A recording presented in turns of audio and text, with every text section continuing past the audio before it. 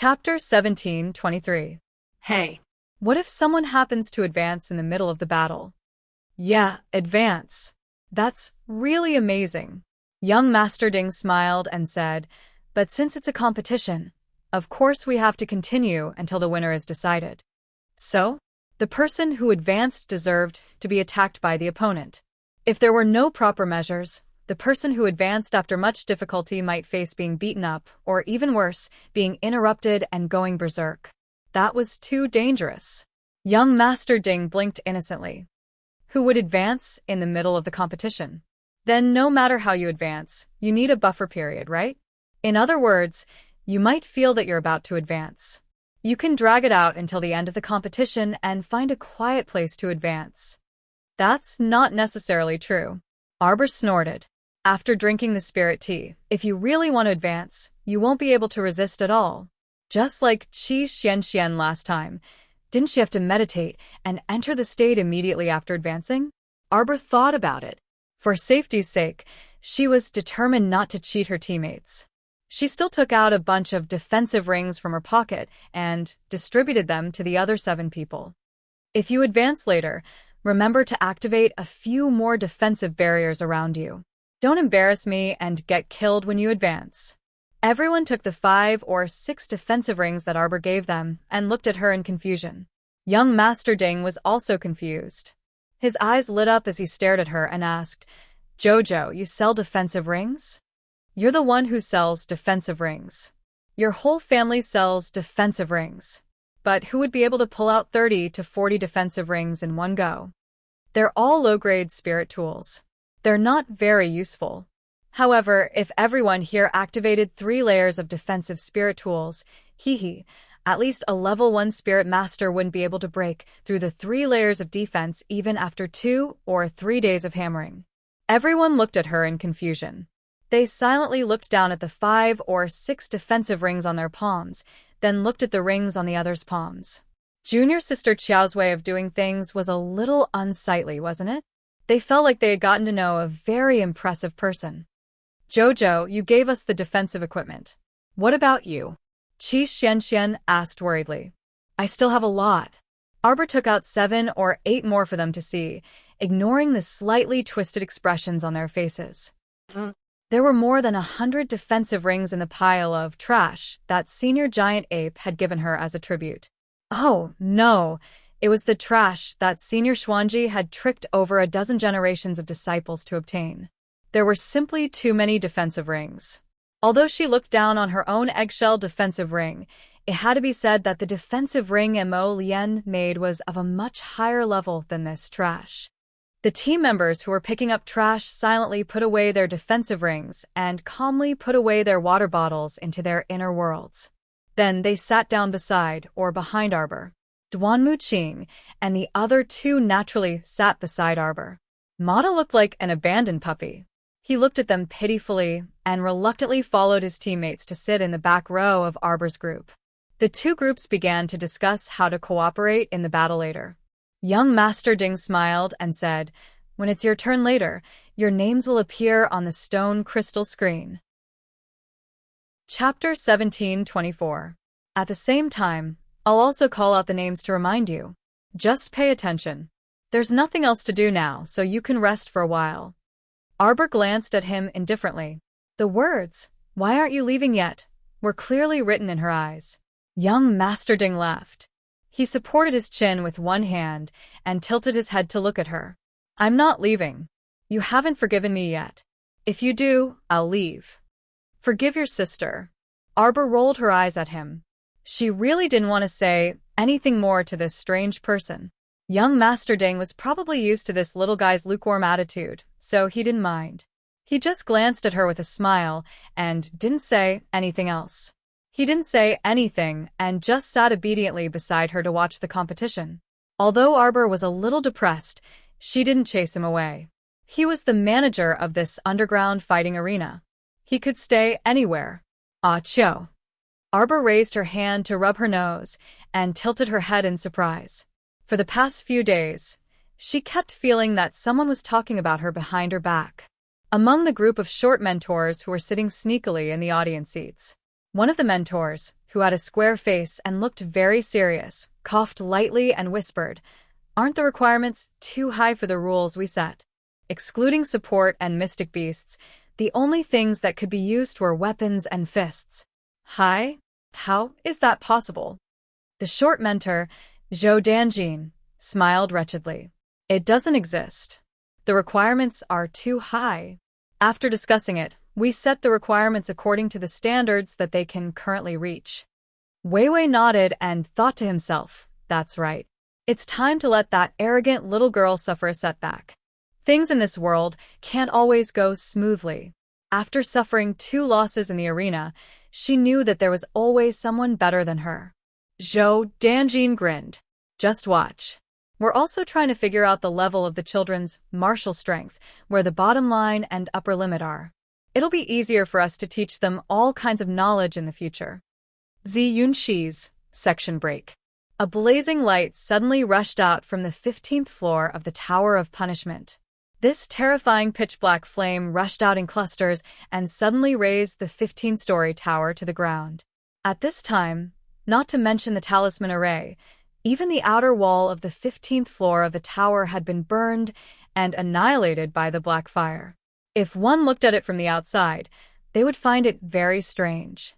This Tower of Punishment was floating in an unknown space.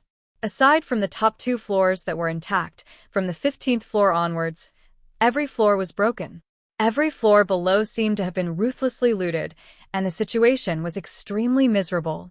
Mo Lien pursed her thin lips and arrived at the entrance of the 16th floor. She happened to bump into He Chun, who had a strange expression on her face. Ma Yingchen glanced at Prince Mo and looked him up and down. "Yo, you've changed your clothes." As he spoke, he stared at him with a malicious expression. "What did you see in the 3rd stage just now?" "I didn't see anything," Mo Lien replied expressionlessly. "Impossible." He Chun pursed his lips. "You don't look like someone who has no desires." The 15-story talisman array tested a person's greed for money, power, and beauty. Therefore, the last stage of the talisman array would definitely produce a bunch of stunning beauties. "Look at you. You've changed your clothes. You definitely couldn't control yourself just now." Chapter 1725. Hu Shurchen snorted. "I'll definitely tell the little guy later." At the mention of Jojo, Mo Lien's expression became even stranger. "Wifey, wifey." As the two were chatting, they heard a ghastly wail and howl, which made both Hu Shurchen and Mo Lien frown at the same time. Turning around to look, even Hu Shurchen's calm expression could not help but twitch her mouth. Dao Wuji, with a head of messy hair, ran out shirtless in a pair of shorts. He first looked around, then slapped his thigh and shouted, "Where's my wifey?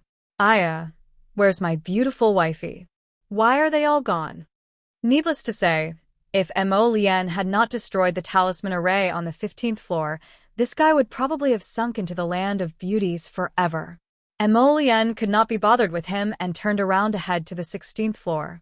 Hu Shurchen followed behind him and persistently asked, "Did you see Jojo? What did you do to Jojo?" "I threw him out," Mo Lien said expressionlessly. "What?" Hu Shurchen looked at the guy whose back was facing her, dumbfounded. "You said you threw Jojo out?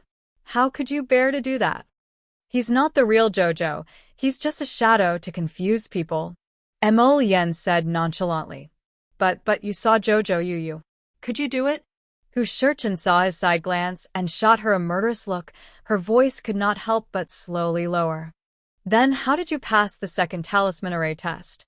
Who did you see?" "The second talisman array tests one's desire for power, which should not be difficult for Prince Mo." Who knew that Prince Mo was slightly startled, then lowered his eyes and said lightly, "You might not believe me." Go ahead." Ma Yingchen was slightly taken aback. Then, she saw Prince Mo step onto the end of the 16th floor's passageway and into the built-in mechanism tower. As soon as he walked in, the small mechanical tower began to move upwards until the mechanical sounds reached its peak. Only then did it stop. The small door of the mechanism tower opened, and the few of them walked out. They saw that the guards of the Luo brothers and above were all waiting for them at the entrance. Limitless Blade walked up and said, "Why are you all here?" The Luo brothers glanced at his disheveled appearance with obvious disdain. They snorted coldly and said, "Of course we're waiting for boss. Do you think we're waiting for you?" As the Tower Guardians, they could freely enter and exit the various floors of the Tower of Punishment without having to go through the test of the 15-floor tower array. Therefore, when the Luo brothers saw that Mo Lian, Yuing, and Chen Dao Wuji had entered the formation, they had been waiting for Prince Mo at the entrance of the 16th floor. "Boss, how are you? Did you get hurt in the pagoda formation?" The Luo brothers asked with concern. Mo Lian shook her head. "It's nothing serious." The Luo brothers immediately smiled and said, "As expected of our boss. You passed the 15-floor tower array so easily." "Humph," little Taisui said coldly. "So, what if you passed a small tower array? What's there to congratulate you for? There are still 2 more difficult floors ahead waiting for you. When the time comes, if you can't pass them, you'll die." Mo Lian ignored the child with a strange voice. Her gaze fell on the 7 doors in front of her. Other than the slightly different carvings on the doors, she could not see anything different. Chapter 17:26. Feng Chen silently glanced at Prince Mo. "You haven't said it yet."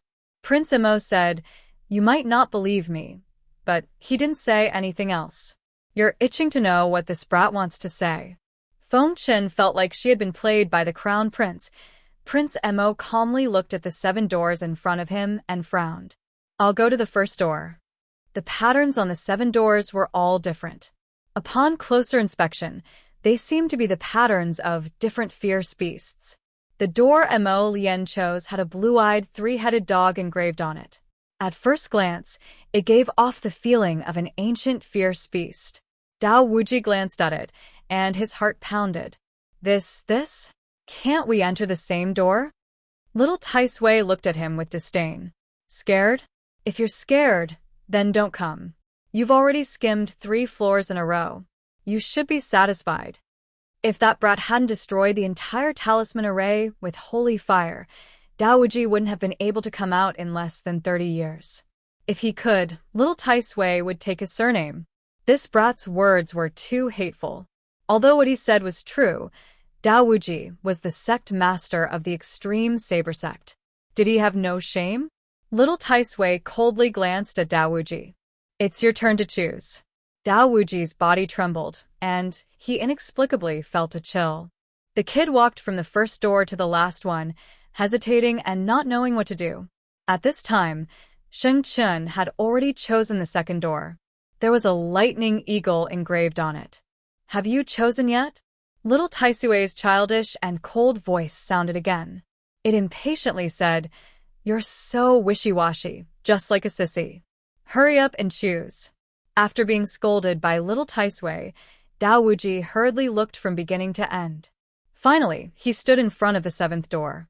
There was a large yellow cat engraved on the 7th door. It looked quite docile. Dao Wuji turned to look at little Taisui's expressionless face. He lightly coughed and said, I'll choose this one. Let me remind you, what you choose may not be what you see on the door." Hearing this, Infinite Blade shrugged casually. Don't think that I'll back down just because you said that. I'll take it. If you want to trick me, you'll have to train for a few more years." Little Taisui glanced at him and said in an indifferent voice, "You've probably already guessed that there's a beast behind each door. It could be a Xian beast, a spirit beast, or even a divine beast or a saint beast. That will depend on your luck. If he were to encounter Xian beasts or spirit beasts, it would naturally be a piece of cake for him to kill them within minutes. If they were unfortunate enough to encounter a divine beast, perhaps it would be a high-level divine beast, then they would have a good fight. As for the holy beasts, whether or not they would be able to leave this place was another matter altogether. Even an immortal venerable might not be able to defeat a sacred beast that was in the middle of its growth stage. One could imagine that if one were to accidentally open the door of a sacred beast, one could only chuckle and bear a grudge. Everlasting Blade immediately switched to another door. He switched to the door with a plant carved on it. Compared to animal-type beasts, Plant-type flowers and trees were definitely slightly easier to deal with. The door in front of him had a large, gorgeous morning glory carved on it. Although its gaping mouth didn't look very friendly, but what kind of danger had he, Dao Wuji, not been afraid of? Humph. Dao Wuji definitely didn't believe that he was the only one with the worst luck among the three of them. Chapter 1727.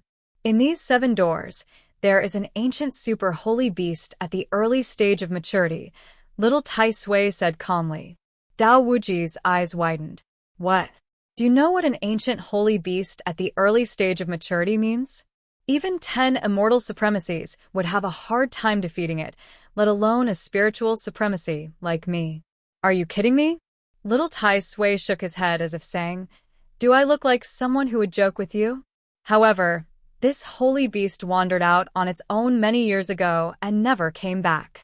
The Tower of Punishment can't capture its aura, so it has been allowed to wander outside for so many years. To put it simply, one of the 7 doors is actually an empty door. Dao Wuji's eyes lit up. Oh my, is that so? There's an empty door? Dao Wuji hurriedly ran around and looked around. Finally, after a moment of hesitation, he decided to stand in front of the big yellow cat. Since it was a holy beast that could wander outside, it definitely couldn't be a plant.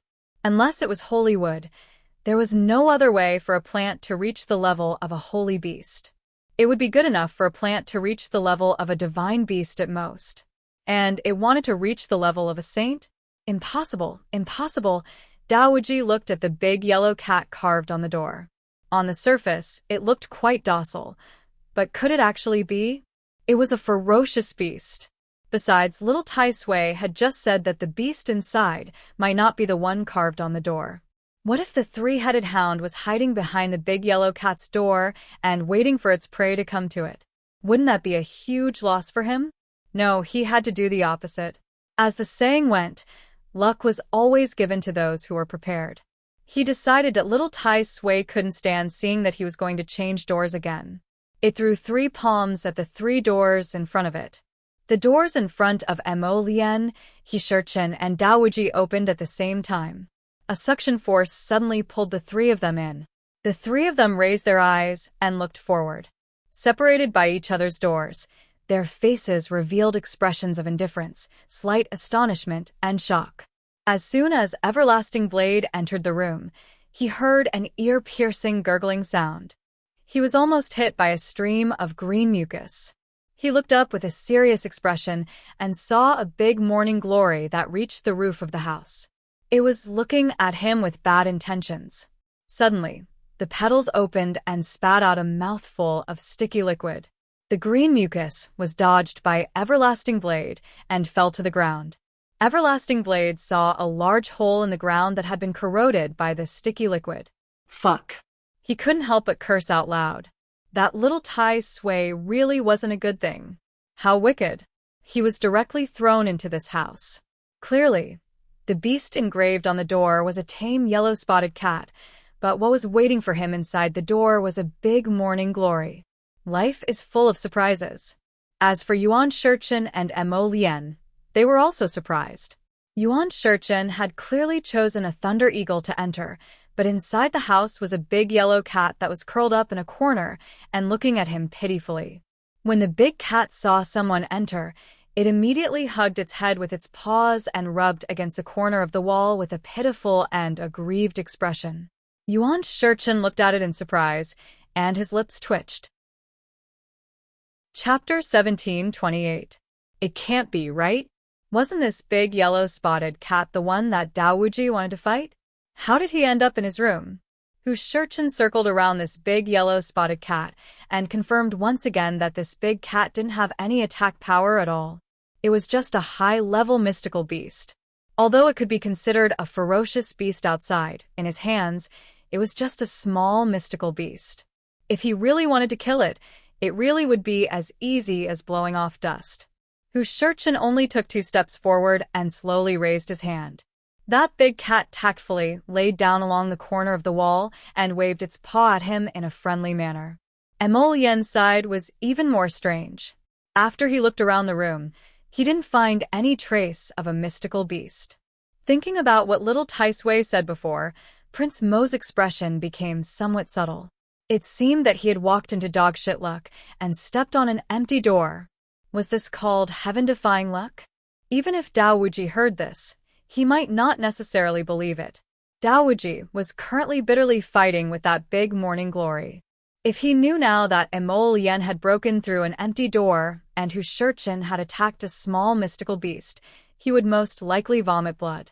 It was truly infuriating to compare oneself to others. Dao Wuji could only leap up and use all 18 classes of martial arts to deal with this morning glory in front of him. Right now, he could only hope that this big morning glory that could spew venom didn't have that much venom in its stomach. Enough is enough.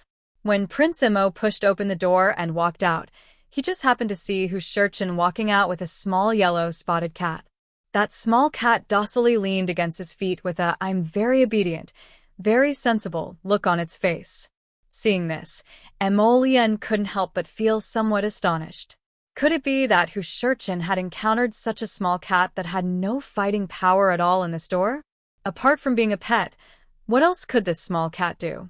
If you counted on it to bite or tear people apart, it would probably kick this coward far away with a single kick. The tests of these two doors were simply non-existent to Lian and Hu Shurchen. The two of them came out for a while before they realized that Dao Wuji had not come out yet. Behind each closed door, there was no sound at all.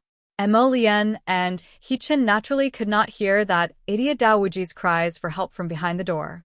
The two of them waited for a while, but Dao Wuji did not come out. They could not help but look at each other silently. "Boss, why don't we go to the top floor first?" The Luo brothers went up and asked. Who knew how long he would have to wait for this Dao Wuji? If he hadn't come out of the door yet, then he must have been entangled by some giant spirit beast or divine beast. Whether or not he could come out was another matter altogether. If he didn't come out, Boss couldn't just wait endlessly. To think that this fellow had seriously chosen the door 3 times in the beginning. In the end, Lian nodded calmly. He had only interacted with Dao Wuji for a few days. There was no deep relationship between them. Leaving him alone on the 16th floor did not make much of a difference. Everyone happily left Everlasting Blade, who was locked in a fierce battle with the Morning Glory, and walked up the passage to the 17th floor. Poor Dao Wuji was currently entangled by a few roots and could not free himself. Just as the big Morning Glory opened its petals and the green venom was about to arrive. Chapter 17:29. In a hurry, Dao Wuji made a prompt decision and chopped off half of his hair. Rolling on the ground, he stood up with a whoosh. Just as he was about to open the door and escape, the big Morning Glory behind him seemed to be enraged as it let out a hissing sound. Suddenly, it opened its huge mouth and shot out a large ball of green mucus, which sprayed towards Dao Wuji. Limitless Blade was unable to dodge this time and was sprayed head-on. He immediately cried out tragically, "I'm finished." However, Dao Wuji, who was sprayed with this large ball of venom, did not die on the spot. Instead, he felt a chill on his face and body. He carefully opened his eyes and found that he was wrapped in a large ball of green mucus and hung upside down on one of the branches of the big Morning Glory. Hanging upside down like this, the blood in his head was about to rush up. Moreover, he glanced and found that he was not the first pitiful person to be hung up. Before him, there seemed to be many people hanging upside down on its branches. It was just that when the fight started, Dao Wuji did not notice this at all. Now that he looked again, he saw that those people had already turned into hundreds of thousands of dried corpses in the green mucus.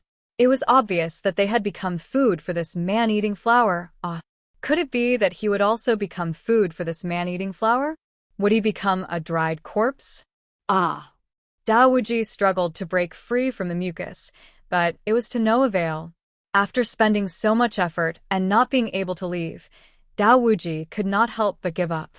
Hanging upside down on the stem of the flower, he started to think about life that he would not normally think about. Shuntian Prefecture's Wunka City, Qianluo Underground Arena. The atmosphere at this time was already very intense. At this time, The Qianluo Underground Arena had opened 2 levels of battle rings. On the lower level, there were 2 contestants who were engaged in a normal battle.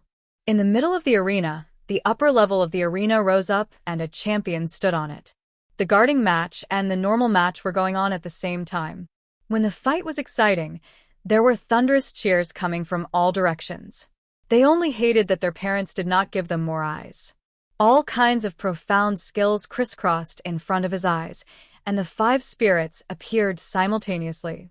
Sometimes, the battles on the upper and lower levels were too intense, causing his eyes to not be able to see enough. Just now, after one of the champions who had defended until the 9th round was kicked off the stage, that person became the new champion. He had a badge hanging on his chest, and his chin was raised high and proud. However, in less than 3 rounds, he was beaten to death by the waves behind him. Arbor sat and watched for a while. She saw that they were all one-on-one matches, but in her opinion, they were not that exciting. Therefore, after watching for a while, he lost interest in continuing to watch. Arbor closed his eyes and leaned against the stool. He was a little drowsy. In the past, people who were used to taking afternoon naps every day had been training every day. How could they have time to slack off? Half an hour later, just as Arbor was about to fall asleep, he heard a series of screams. The crowd in the underground fighting ground seemed to have been ignited by something, as they instantly burst into an uproar. Arbor opened his eyes and looked ahead in confusion. Then he turned to look at Qi Xianxian. "It's not our turn yet." "No, it's said that one of the Bullmen team is very powerful. Right now, they are ranked first in the group competition." All the lights in the arena were focused on the 2 small teams of 5. The crowd who had watched the Bullmen team's matches before were even more excited. Chapter 1730. These 2 teams were made up of 5 people. One of the teams had 5 people wearing green shirts with a frog embroidered on the back. The other team was wearing white shirts with both men and women wearing the same color. Arbor was no longer sleepy after hearing the commotion. He looked at the 2 teams and asked curiously, "Which team is number 1? "The white shirt team, Team Bulbul." Qi Xianxian frowned. In other words, if so many of them wanted to rank among the top in this competition, they really had to defeat the bull race team. While they were chatting, the 2 teams had already started fighting. Arbor realized that the 2 teams each had their own set of coordination skills. He looked at them thoughtfully with great interest. The team competition should be about mobilizing everyone to fight together. There was no need for you to show off your individual skills. Arbor pondered as he watched. He said to Little Fatty, later when it's our turn to fight, let's try fighting like this. Activate your earth shield and go first. Xian, and I will attack from the back. Duanmu will assist from the side." Everyone nodded in unison. While they were talking, they suddenly heard a mocking laugh from the side. "Io, isn't this our Ko family's little fatty genius, Ko Hongwen? Why are you here? Could it be that you don't have enough money to spend, so you can only come to the competition to earn money?" After these words were spoken, a few mocking laughs came from the side. It was like a background noise, helping the man who spoke earlier to mock Little Fatty. The little genius has actually fallen to such a state. Tell me, if your father and mother saw this, wouldn't they be heartbroken? What do you know? Being poor will force a hero to his death. Moreover, the little genius doesn't lack money at all. Ha ha ha. The mocking voices were endless.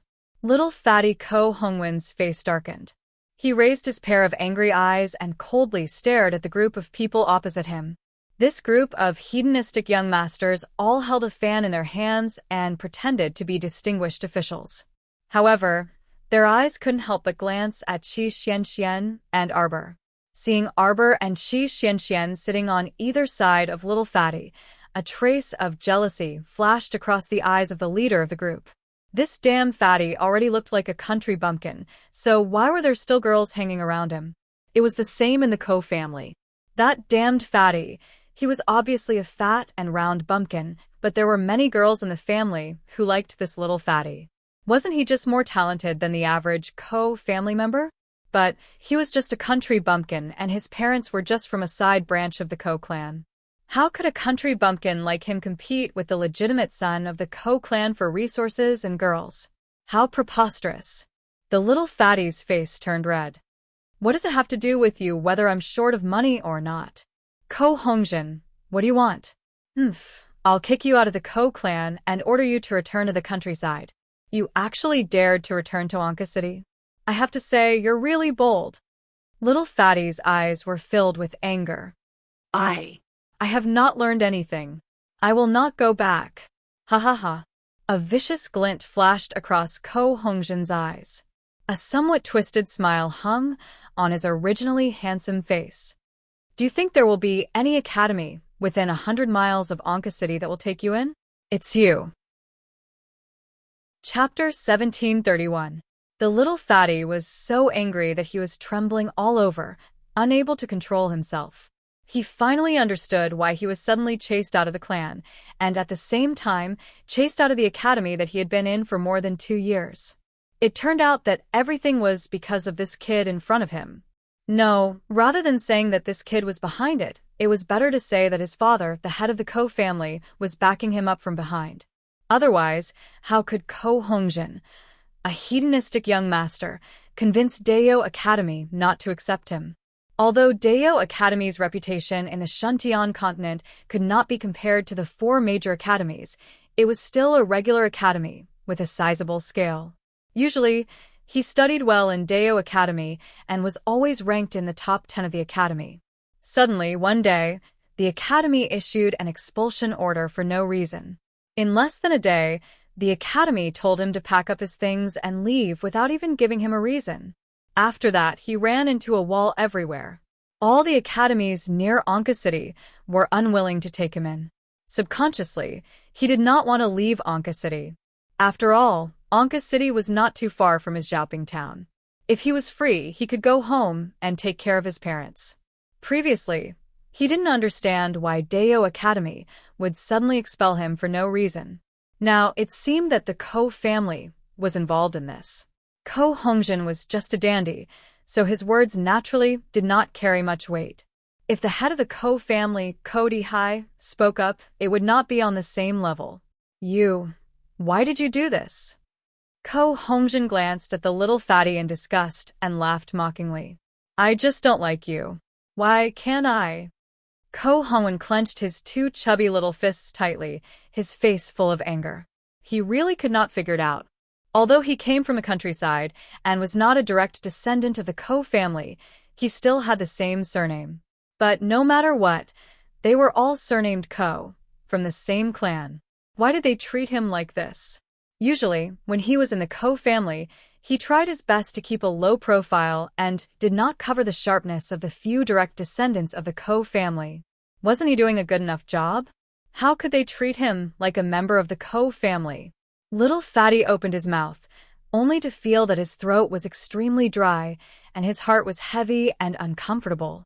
Qi Xianxian glanced at him and immediately jumped up in anger. She put her hands on her hips and scolded, "A bunch of brats. Are you tired of living? All of you scram. Get out of my sight." Ko Hongjin's expression changed slightly. He sneered at Qi Xianxian and said, "Ladies, let me give you a piece of advice. Don't be fooled by the simple and honest face of this fatty in front of you. He was not an honest man. A few months ago, he was expelled from the Ko family for stealing the family's elixirs. Now, he's a complete pauper." Qi Xianxian kicked Ko Hongjin's leg without any explanation. This kick contained 70% of a level 14 Mystic Cultivator's strength, and it nearly fractured Ko Hongjin's calf. With a cry, Ko Hongjin fell backwards.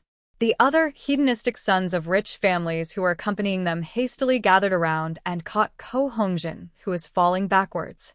"Why did you hit him?" one of them shouted in exasperation. Another person also sneered, "Sure enough, he's in the same team as a peasant. All of you are uncivilized barbarians." Chapter 1732. Tisk, blind man. Qi Xianxian sneered.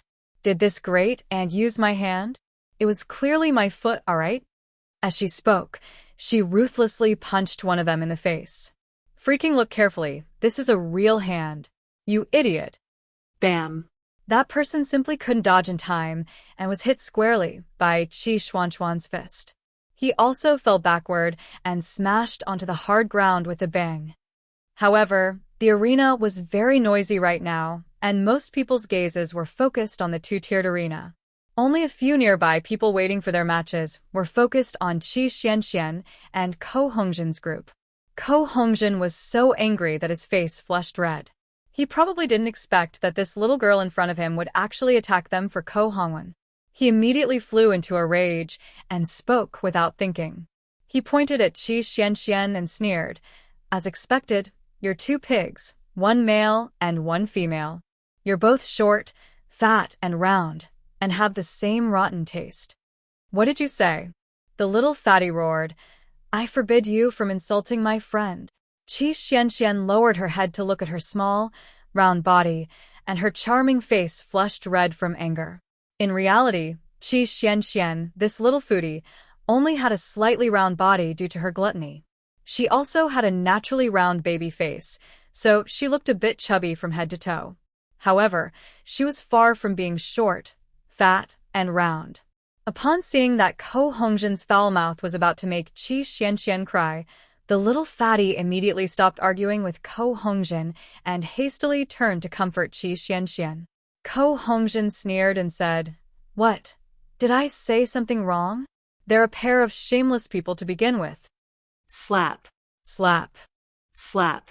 Then, 3 light and crisp slaps rang out, each with a rhythmic interval of 1 second.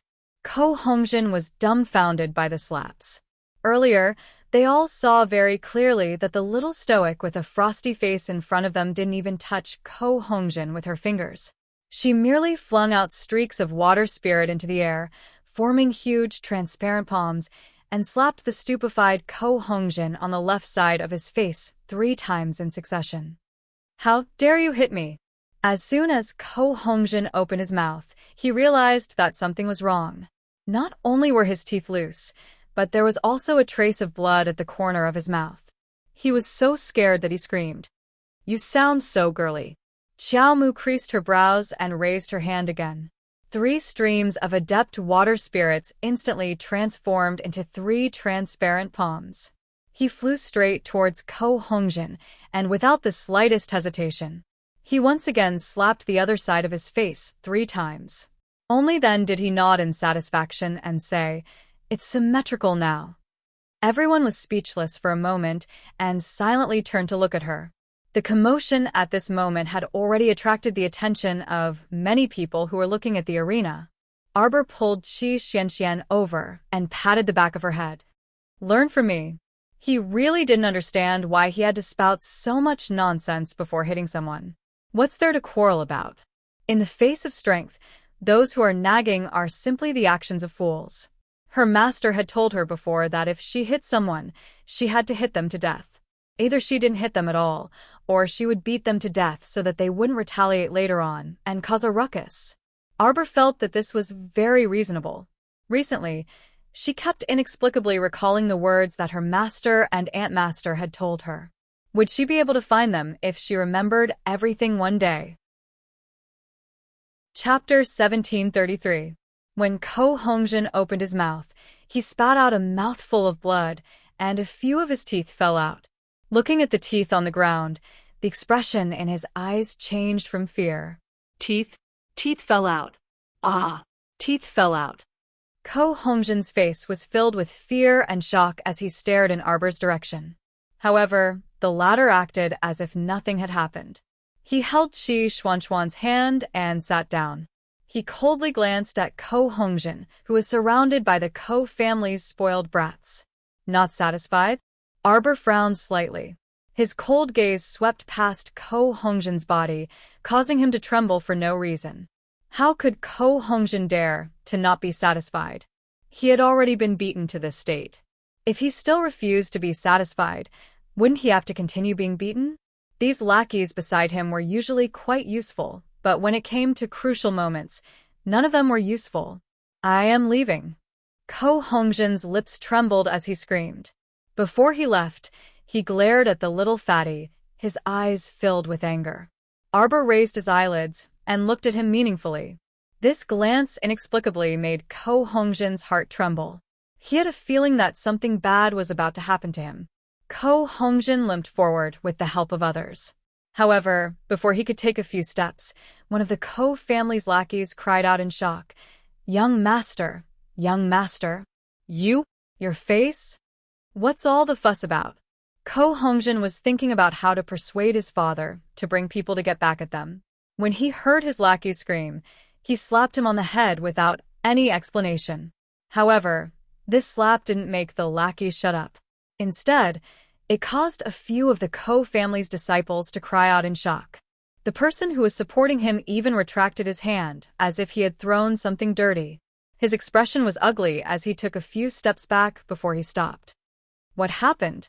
Ko Hongjin only realized that something was wrong when he spoke. Why did he feel that his voice was a bit muffled?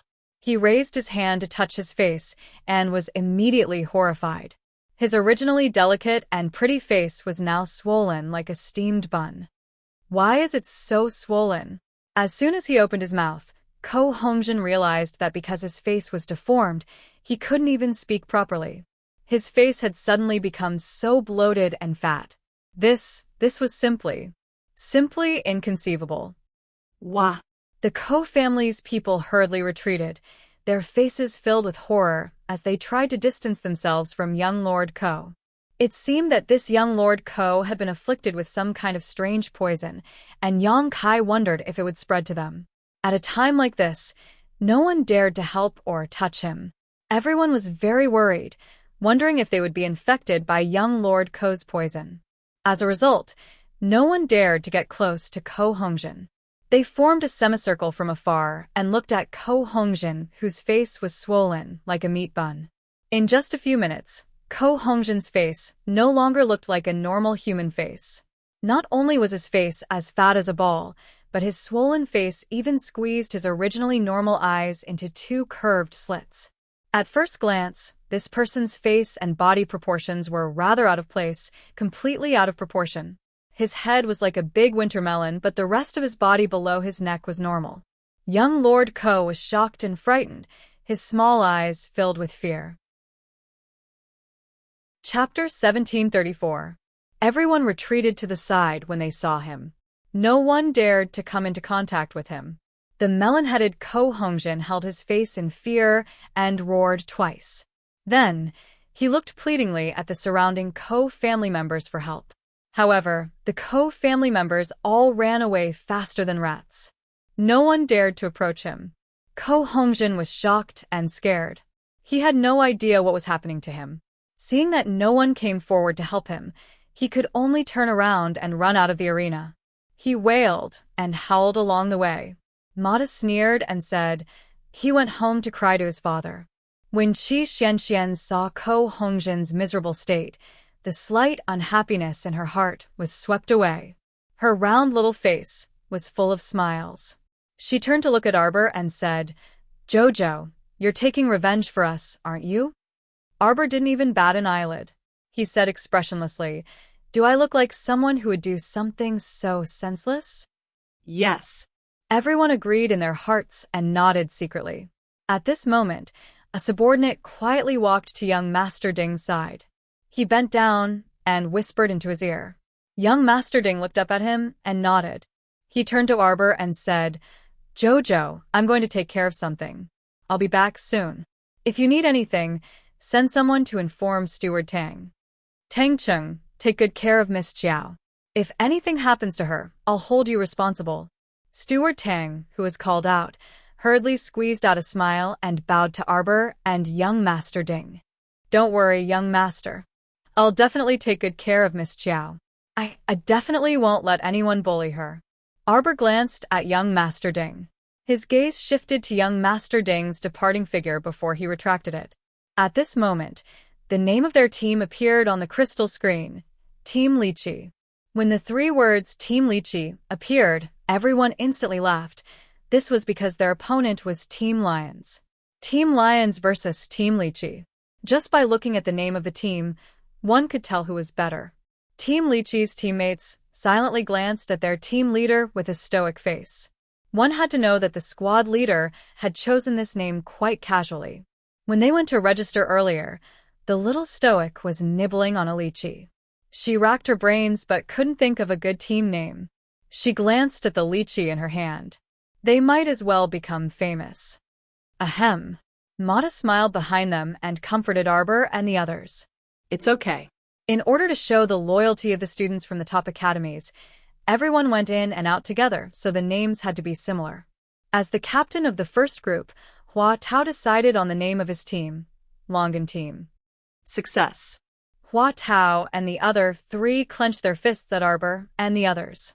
Arbor silently turned his eyes away, got up, and walked towards the center of the arena.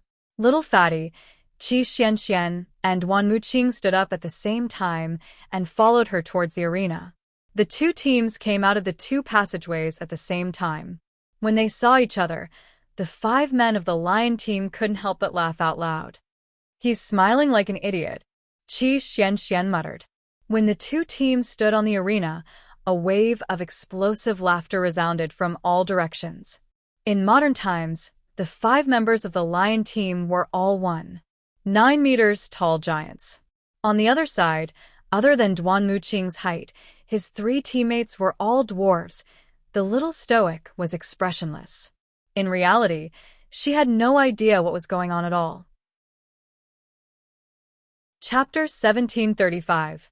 They didn't know what the others were laughing at, but they were all laughing like idiots. Arbor's face was expressionless. She didn't cooperate with the laughter at all. Her face was as cold as frost, and her clear eyes glanced at them. Thus, the 5 members of the lion team, who had been laughing heartily, couldn't help but rub their noses. The young lady in front of them was of normal height for her age. However, in front of the burly men of the lion team, she appeared especially petite and cute. Little girl, it's not too late to leave the arena now. If we really fight later, we won't go easy on you just because you're small. Yes, our fists are very powerful. Don't cry when you get beaten up. You can't say that the lion team bullies women and children. Arbor looked at the staff members in front of the arena. Why aren't you sounding the gong? They could start the battle as soon as the gong sounded. There was no efficiency in dilly-dallying. The staff member was clearly taken aback. He probably didn't expect Team Lychee to be so bold as to continue the competition despite the obvious comparison between them and the lion team. Team Lychee. This name sounded like a joke. For members of Team Lychee and 5 members of the lion team. Begin. Following the sound of a gong, the little fatty laughed mischievously. His left foot suddenly stomped on the ground, and he immediately pounced towards the lions like an arrow released from a bow. A thick earth shield blocked in front of him. It was 6 feet long and wide. It was more than enough for his team members to hide behind. Qi Xuanxuan's hand flashed, and a bolt of spirit lightning struck the lion team, causing them to scream. They didn't even wait for the lion team to react before attacking. Arbor's ice spikes flew towards the lion team. Duan Muqing's wood spirit also wrapped around the ankles of 2 lion team members. The 2 of them couldn't react in time and couldn't break free from Duan Muqing's wood spirit. They could only watch as Arbor's ice spikes flew towards their chests. Alarmed, they hurriedly raised their defenses to the maximum. However, the icicles pierced through their defensive barriers. The 2 of them were about to be shot through by the arbor. At the critical moment, the captain of the lions roared and summoned a ferocious beast covered in copper armor. When the beast was released, its hair stood on end. It turned around and roared at the members of Team Lychee and Arbor. This guy had copper skin and iron bones. When he stood in front of the lions, he really looked like he could hold back 10,000 men, all by himself. In his rage, little Fatty did not hesitate to open his mouth and shout back at it. The bronze-armored beast was stunned for a moment, then it roared a few more times. Little Fatty followed suit and roared back. Everyone was speechless. This man and beast did not understand each other at all, yet they were still in the mood to bicker. When the other 4 members of Team Lychee saw that their captain had even taken out his trump card Spirit Beast to block the attack, they didn't hesitate and summoned their Mystic Beasts from their Mystic Beast spaces. As a result, the 5 people and 5 beasts glared at Arbor's Team Lychee like tigers eyeing their prey. In terms of numbers, Team Lychee completely defeated the Little Stoics team. Chapter 1736. However, this only meant one thing. They had more people than the Little Stoics Team Lychee. But in terms of true strength, Arbor's Team Lychee was clearly superior to Team Lion in terms of talent, age, and combat spiritual techniques. Spiritual techniques were a level higher than mystic techniques and could only be learned after advancing to the spiritual realm. It was something that spiritual masters yearned for even in their dreams. A good introductory spiritual technique could save spiritual masters at least 3 years of detours. Whether it was the growth of cultivation techniques or the cultivation of spiritual techniques, it had profound implications. Although Team Lychee only had 4 people, needless to say, Duanmuqing and Arbor's cultivation techniques were definitely top-notch. Qi Xuanxuan's spiritual techniques weren't weak either. Although the little fatty was slightly inferior, he was someone who could run around with his earth shield activated, so he didn't have high requirements for spiritual techniques. Normal people simply couldn't do anything to him. Many times, it wasn't easy to do things with more people. For example, right now, the little fatty in the ring had activated his earth shield and nimbly ran in front of the Lion's captain, forcefully withstanding a few of his attacks. Team Lion's captain was flabbergasted and also a bit shocked. Although the little fatty didn't look impressive, his earth shield was too strange. Putting aside the fact that it was wider and bigger than the earth shield activated by level 15 mystic cultivators of the same level, wasn't this earth shield maintained for too long? Under the protection of the earth shield, the little fatty was able to move for close to an hour. During this time, he activated his earth shield and circled around his captain all day long. He really wanted to kick this nimble fatty to death. For the first battle, the main purpose was to allow all the members to work together and get used to each other. When Arbor felt that it was about time, he waved his hand. Instantly, spiritual lightning and spiritual wood blotted out the sky and smashed toward Team Lion. The onlookers were dazzled. After the spiritual lightning stopped, they looked up and saw that Team Lion's 5 members and 5 beasts were forced to retreat step by the other 4. The people who were laughing at Team Lychee's height couldn't laugh anymore. The tall and sturdy Team Lion actually couldn't last more than 100 moves against Team Lychee. Everyone fell silent. In fact, Arbor had gone easy on them during these 100 moves. He wanted to keep a low profile and didn't want to expose the team's strength right from the start. Otherwise, let alone 100 moves, he didn't even know if these people could survive 10 moves. There were so many people in the Lions team, but their footsteps were a little complicated. When the captain's bronze-armored spirit beast rushed up, the rest of the team members also ran forward together. In such a rush to be the first, there was no longer a primary and secondary formation. After a round of fierce fighting, everyone's spiritual energy was obviously going downhill. However, Arbor and the others didn't feel that way. Little Fatty, Qi Xian, and Duanmuqing, who had drunk 2 mouthfuls of water during the fight, all felt that their strength had recovered. This feeling was quite good. The spirit veins that were originally about to dry up were now overflowing with spirit energy due to the stimulation and replenishment from the spirit tea. Ha ha ha. Eat my hammer. Little Fatty reached out and took out his double-headed hammer. Without any explanation, he smashed it towards a person's head. A swift and violent force fell from the sky and flipped the man over on the spot. His neck hurt. He slept soundly and made up for 2 nights during the day. Chapter 1737. At the same time, Arbor's mystic energy and Qi Xuanxuan's 3 thunderbolts simultaneously attacked the leading bronze-armored spirit beast. The spirit beast had already developed intelligence. When it saw the ferocious attacks from the other party, it naturally wouldn't just stand there and wait for the lightning to strike. However, the moment it leaped, it realized that its 4 limbs had been firmly bound to the ground by Duanmuqing's wood thorns. How could it move an inch? Thus, this bronze-armored spirit beast bore the brunt of the unlucky attack. Not only did the thunderbolt strike it until it was charred on the outside and tender on the inside, Arbor's mystic energy just happened to hit its head. Instantly, this humongous spirit beast was sent flying and landed heavily on the ground. After a long while, it merely rubbed on the ground, unable to stand up. The lion team's captain cried out in alarm and hurriedly ran over to check on his partner. When he realized that the bronze-armored spirit beast wasn't in any danger, he heaved a sigh of relief and turned back to look at Arbor and the rest with a complicated expression. He wasn't a fool and could naturally tell that the other party had shown mercy. For this reason, the lion team's captain felt some gratitude in his heart.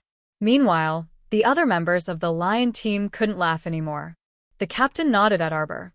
The younger generation will surpass us in time. We've lost. His team had summoned 5 beasts and even a spirit beast, but they still weren't a match for the other party.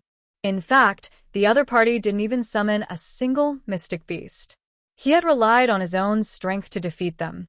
There was no longer a need to continue the competition. The lion team's captain nodded and said, "The lion team concedes defeat." Arbor glanced at them and felt that their attitudes were rather straightforward. They weren't like the others who refused to accept their loss and dawdled and wasted time. The results of the competition were immediately announced on the crystal stone screen. The spectators couldn't help but look at each other in dismay. There were even people who suddenly stood up agitatedly and slapped the fence as they cursed loudly. Arbor followed Duan Wuqing and the rest out of the arena and returned to his seat. He speechlessly looked at the cursing crowd and asked with a puzzled expression, "What are they cursing about?" Manager Tang quickly smiled and said, "These people all bet on the Lions to win. They've lost a lot of money now." "Oh." Arbor turned to look at the steward. "Can I participate? Miss also wants to place a bet?" Manager Tang said with a smile. "Of course. Place your bets today and open tomorrow. For normal competitions, it depends on the individual or team's odds. If I can buy a dark horse like you, then I can make a huge profit. I'm betting on the final winner of the main arena."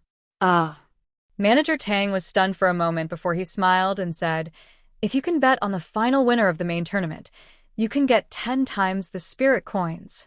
"I bet 280,000 spirit coins," Arbor said with an indifferent expression.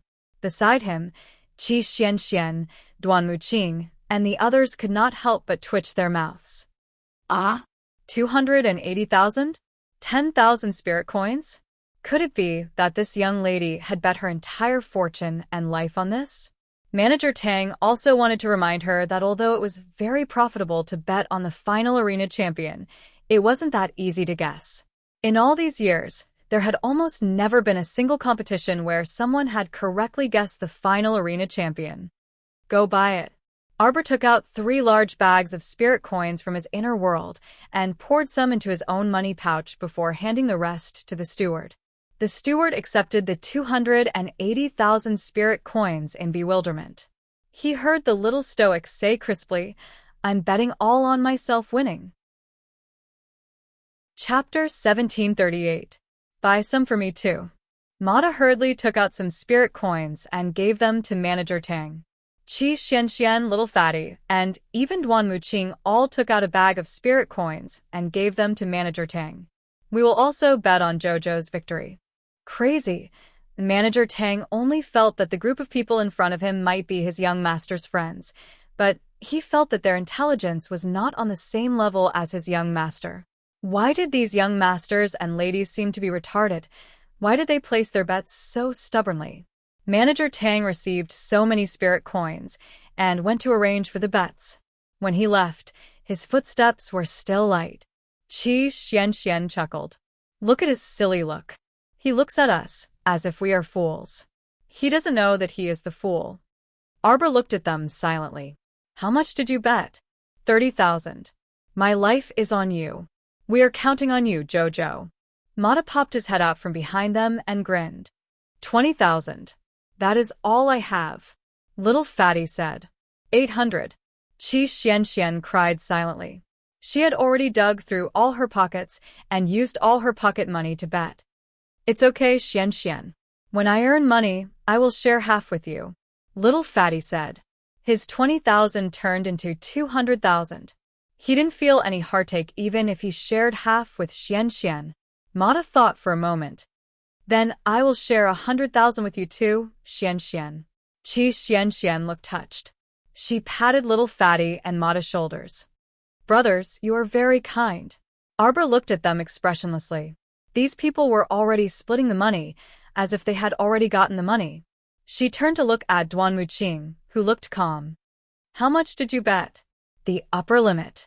Duan Muqing calmly spat out these two words, causing Qi Xian Xian, little Fatty, Mata, and the others to look at him in shock. What is the upper limit? Arbor asked curiously. 500,000. Qi Xian Xian and the other two said in unison. Damn, the boss was here. Arbor nodded expressionlessly. He heard Duan Muqing say, if we win, I'll give you half. Yay. Qi Xian Xian almost jumped up. It was as if the money was already in her hands. Qiao Mu gazed at them silently. Say, do you think the instructor is hiding in some corner and counting money? The mentors that Arbor was talking about were indeed sitting in a corner far away.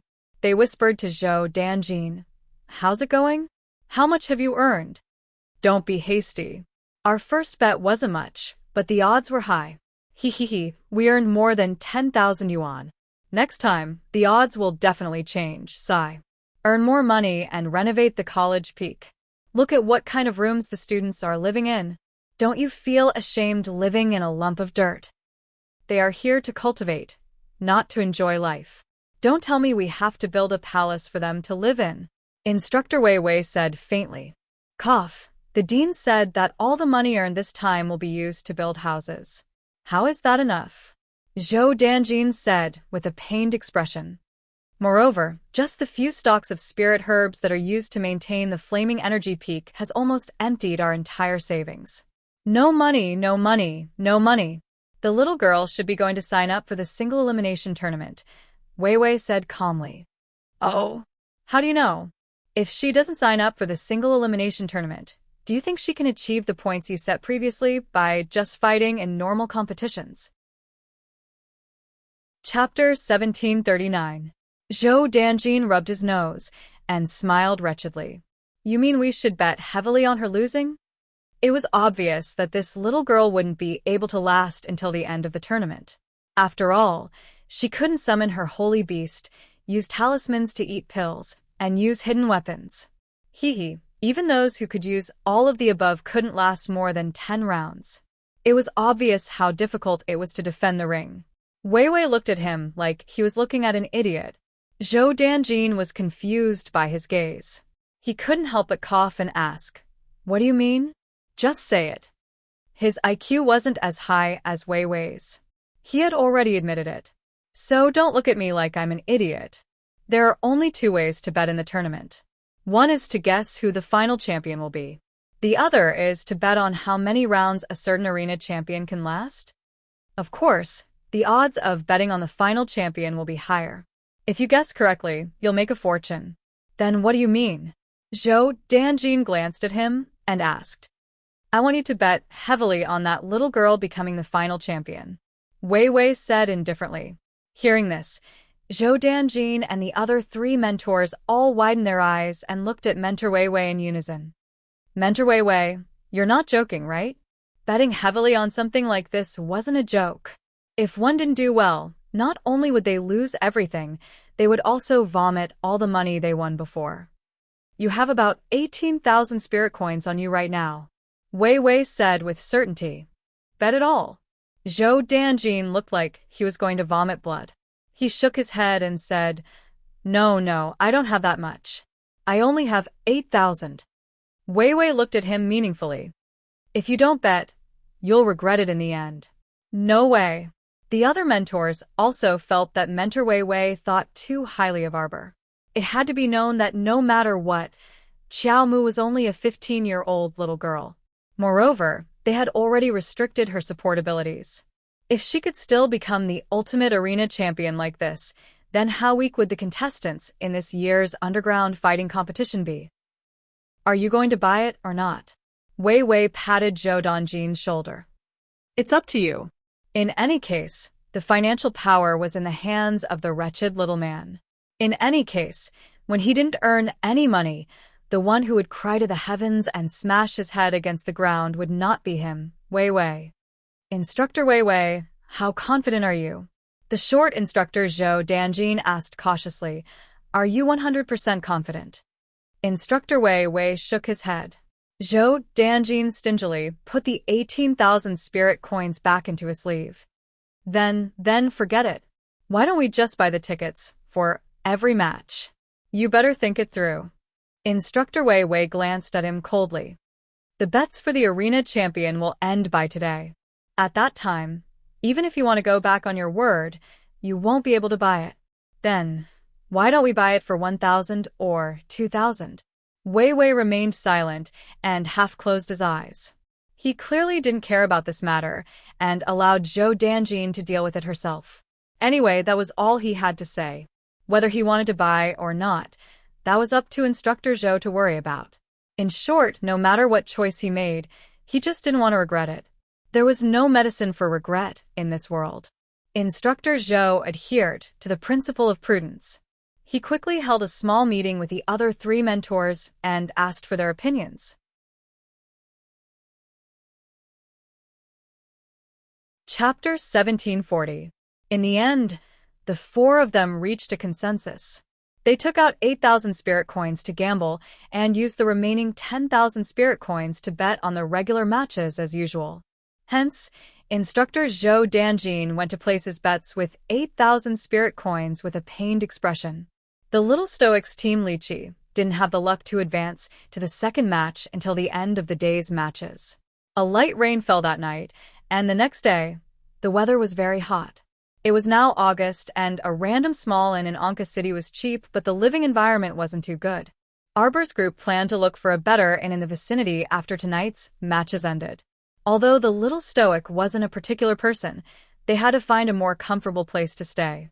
After all, they still had to stay in Anka City for more than 20 days, so they couldn't just make do like this forever. This time, Qi Xianxian also expressed her approval. She looked as if she was rich, and her back was straight as a ramrod, as if she had already received the 10-fold prize money.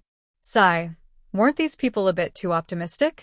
She hadn't even started her first match in the main tournament, so she really didn't know where she got her confidence from. The main tournament had a lot of freedom. As long as you wanted to challenge someone, you could go to the second floor's arena at any time. Early this morning, a brawny man covered in fat jumped onto the second floor's central arena and kicked yesterday's unlucky champion out of the arena in a few moves. This person stood on the central arena with a disdainful expression and occasionally glanced contemptuously at his opponent who challenged him. Once, twice, thrice. When he defeated his opponent in only 3 moves for the 4th time, thunderous cheers erupted from the audience. Ha ha ha. In the spectator stands, a middle-aged man sitting in the first row of VIP seats touched the emerald ring on his left thumb and glanced at the man with an unsightly expression next to him with a chuckle. Family head Jew, how is it? Didn't I say that our family's iron pillar would definitely win the title of champion this time? The man with the dark complexion harumphed heavily and turned to look elsewhere. He only said coldly, not necessarily. The true victor will be the one who has the last laugh. Family head you don't need me to teach you this, do you? Family head you snorted coldly. He turned the emerald at his fingertips and sneered. Then, Family head you, do you dare to make a private bet with me? How about we bet on the bloodshed vermilion fruit that the Zhu clan found a few days ago? The Zhu family head's face changed dramatically. He sneered and shook his head. No. You.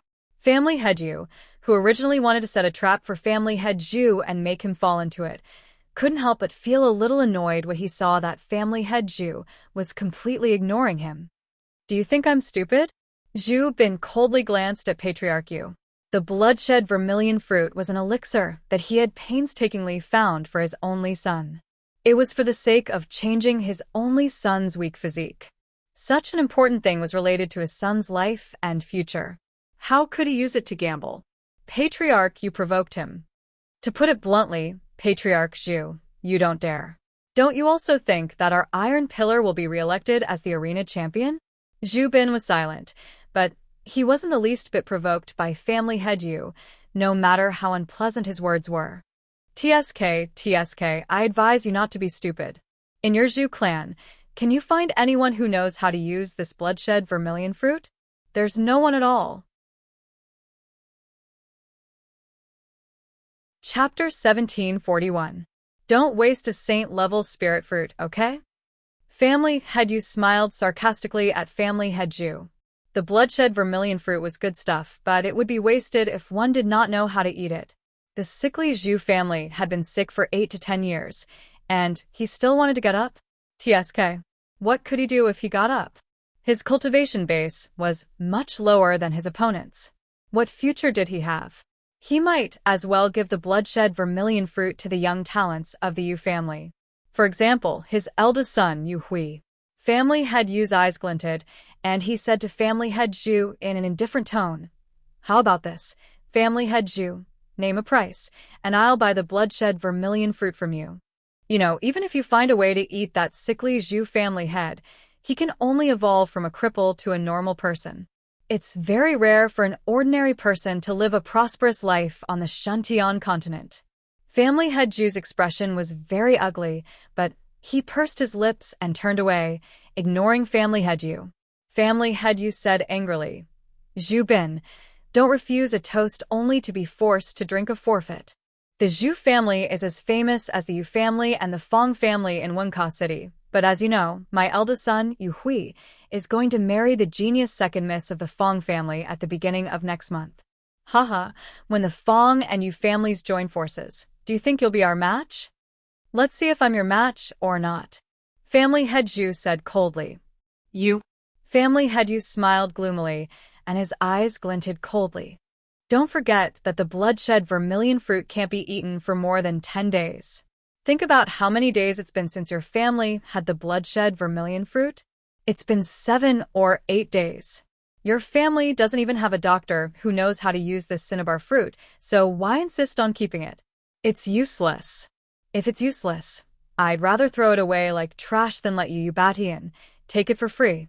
You. Family Head Yu laughed instead of being angry. Good.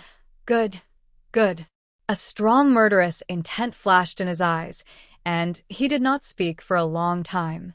No one knew what he was thinking. At this time, the fat man named Tai Zhu had already chased 8 opponents off the stage. At this moment, he was fighting fiercely with a woman in a butterfly dress. She had a graceful figure, and her moves were also very agile and swift. From the looks of it, he was also a speed ability user. This big guy is so strong. Qi Xianxian was worried about the young lady on the stage. That young lady looks so slim. Can she beat him? You will lose within 3 moves.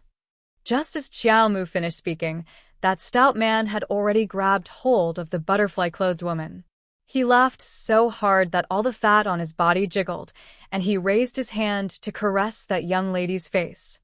Little wifey, a woman as beautiful as you should just stay at home and wait on your husband. Why did you have to risk your life in the championship? Don't touch me.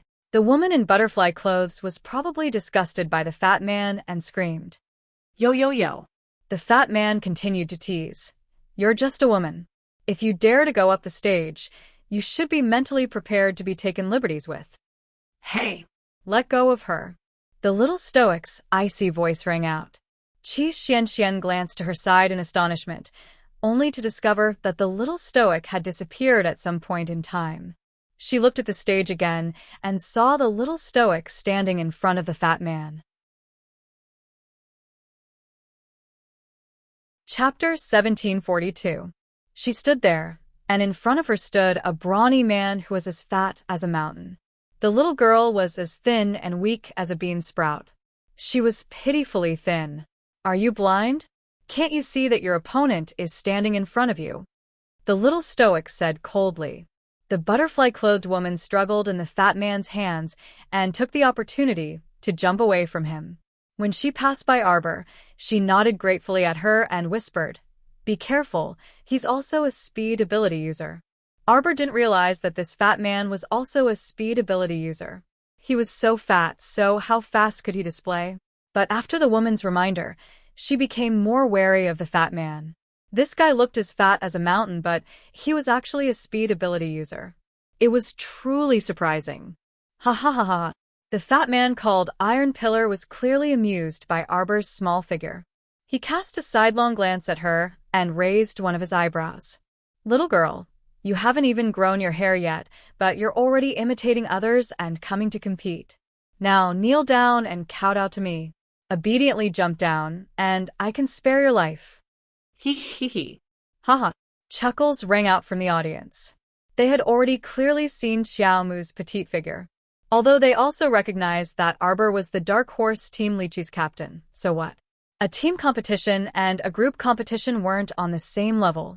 Previously, Team Lychee only defeated Team Lion with the help of the other 3 members. To put it bluntly, their victory was due to their teamwork. But it was different now. Only the stoic captain was standing in front of Iron Pillar. With Iron Pillar's large fist, he could probably beat her to the point of vomiting blood and fainting.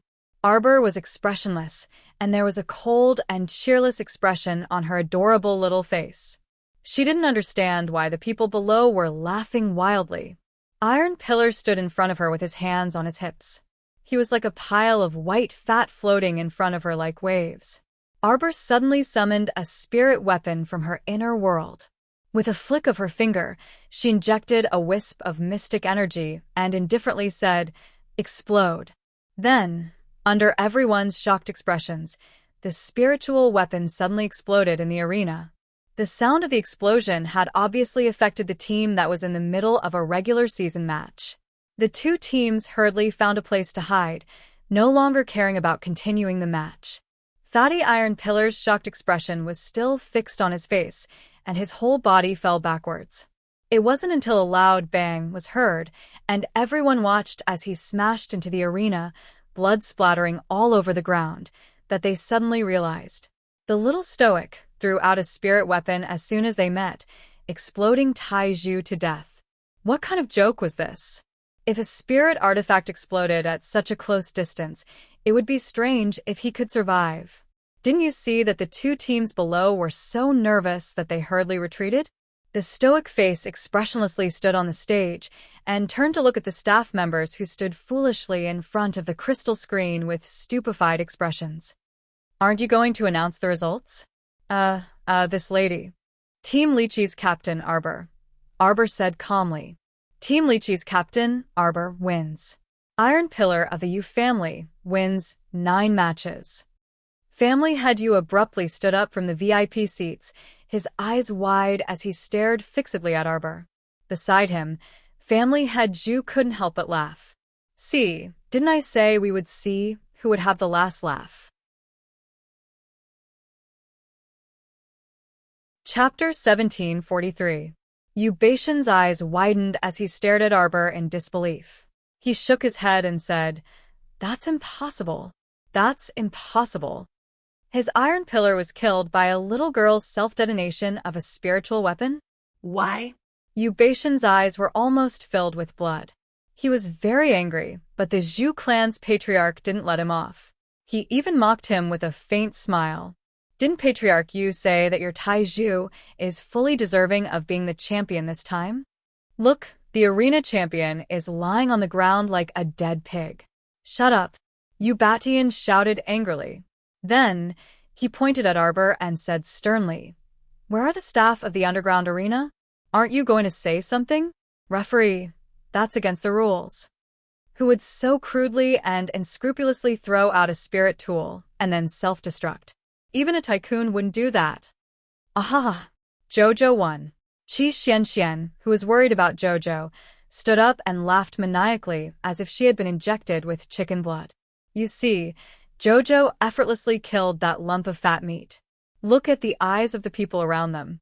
TSK, TSK, TSK. Not everyone has the ability to self-detonate a spiritual weapon. In fact, a spiritual weapon was expensive. In Shuntian Prefecture's Wenka City, it was considered a luxury item. Wasn't it a waste to use such a luxury item to self-detonate? Arbor didn't think so. She was going to fight for points. If she didn't take a shortcut, she would be played to death by the instructors. Only an idiot would fight with others one by one. If she saw someone she liked, she would kick them off the stage. If she didn't like them, she would self-detonate. Wasn't that better?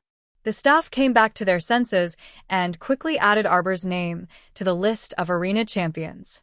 Of course, Arbor hung the plaque with the arena champion on her waist. She didn't want to stupidly hang the plaque on her chest like a fool for a moment. Quite a number of people were shocked by her thunderous methods. For a short period of time, there was a gap in the number of challengers. Arbor stood idly on the main stage, leaning lazily on the side, waiting for someone to come to him. However, Patriarch refused to comply. He questioned several staff members sternly, but the answers he received were very uniform. The tournament didn't prohibit the use of all kinds of support. In other words, if he wanted to explode his spirit tools like a nouveau riche, he couldn't do anything about it, right? Fortunately, when they first built this underground arena, they knew that once a fight broke out, it would definitely affect the innocent. Thus, they had already reinforced several defenses above the arena. Therefore, when the spirit energy exploded on the iron pillar, it didn't affect anyone else. Unable to seek justice, Family Head could only fling his sleeves angrily and sit back down with a face full of hatred. He had no idea where this little girl came from. He had never seen her in Anka City before. Could it be that he was a young child from some hidden family who had come out to train? As Family Head pondered this, he looked up again and gazed deeply at Xiao Mu. At this moment, Instructor Zhou Danjin, who was sitting in the corner, was so regretful that his intestines almost turned green. However, he still couldn't help but ask, "Instructor Wei Wei, is she breaking the rules? She even self-detonated her spirit tool. Didn't it say in the letter that you can use spirit tools as support?" Instructor Wei Wei said without even looking up. Chapter 1744. Holy shit, how could a spirit weapon be used like that? Zhou Danjin couldn't help but complain softly. This is too much of a scam. Isn't that so? A square-faced instructor couldn't help but complain. If this little girl uses her spirit weapon to self-destruct in every match to repel her opponents, then she can really defend until the end and become the final champion. The other two instructors looked at each other in dismay. That can't be. If she self-destructed her spirit weapon in every match, then how many spirit weapons would she have to self-destruct to defend until the end? Moreover, if this little girl self-destructed her spirit weapon in every match, would the defensive barrier on the second floor of the arena be able to last until the end? Thinking about it, it didn't seem very likely. Zhou Danjin pursed his lips and said, "Since that's the case, then there's nothing more to say. Let's just say that her results are valid this time." Rich students were indeed different. They had clearly given so many restrictions, but it was impossible to guard against them, causing her to use such a crooked move. Count. Arbor naturally didn't know that the instructors were privately discussing this. However, if she knew that Instructor Zhou Danjin counted her results as valid, she would definitely snort in disdain. She had Qi Xianxian take out the authentic letters that the instructors had given her and explain to them word by word. The rule about not being able to use divine weapons and being able to use spirit weapons was written by the instructors themselves. Why would they care how she uses this spirit weapon? If she uses it to chop people or self-destruct it, they couldn't care less. Arbor casually patted the arena champion card hanging on her waist. After a quarter of an hour, she turned to the staff in front of the crystal screen and asked impatiently, "Is there anyone else who wants to challenge me?" The place she was standing on was about to grow mushrooms, yet no one had come up to challenge her. Was it because she was too easy to talk to? Manager Tang couldn't help but twitch his mouth as he hurriedly comforted the little girl's emotions. "It's probably because Miss Chiao is too powerful. You have to give everyone some time to calm down." As he spoke, he coughed and said, "If no one comes up to challenge Miss Chiao in an hour, then today's arena champion will undoubtedly be Miss Chiao." As soon as he finished speaking, an expanse of clamorous noise couldn't help but arise in the surroundings, and it was mixed with many unconvinced questions. However, there was no more noise. That was the rule. If no one dared to challenge Arbor in the next hour, Arbor would become the champion of the day. A few unconvinced youngsters were eager to give it a try, using their eyes to signal others to go first. But in the end, No one dared to go up and give it a try. Everyone felt their teeth ache as they watched the little stoic strolling around the small arena on the second floor. Why did he feel like he was being cheated? I'll do it.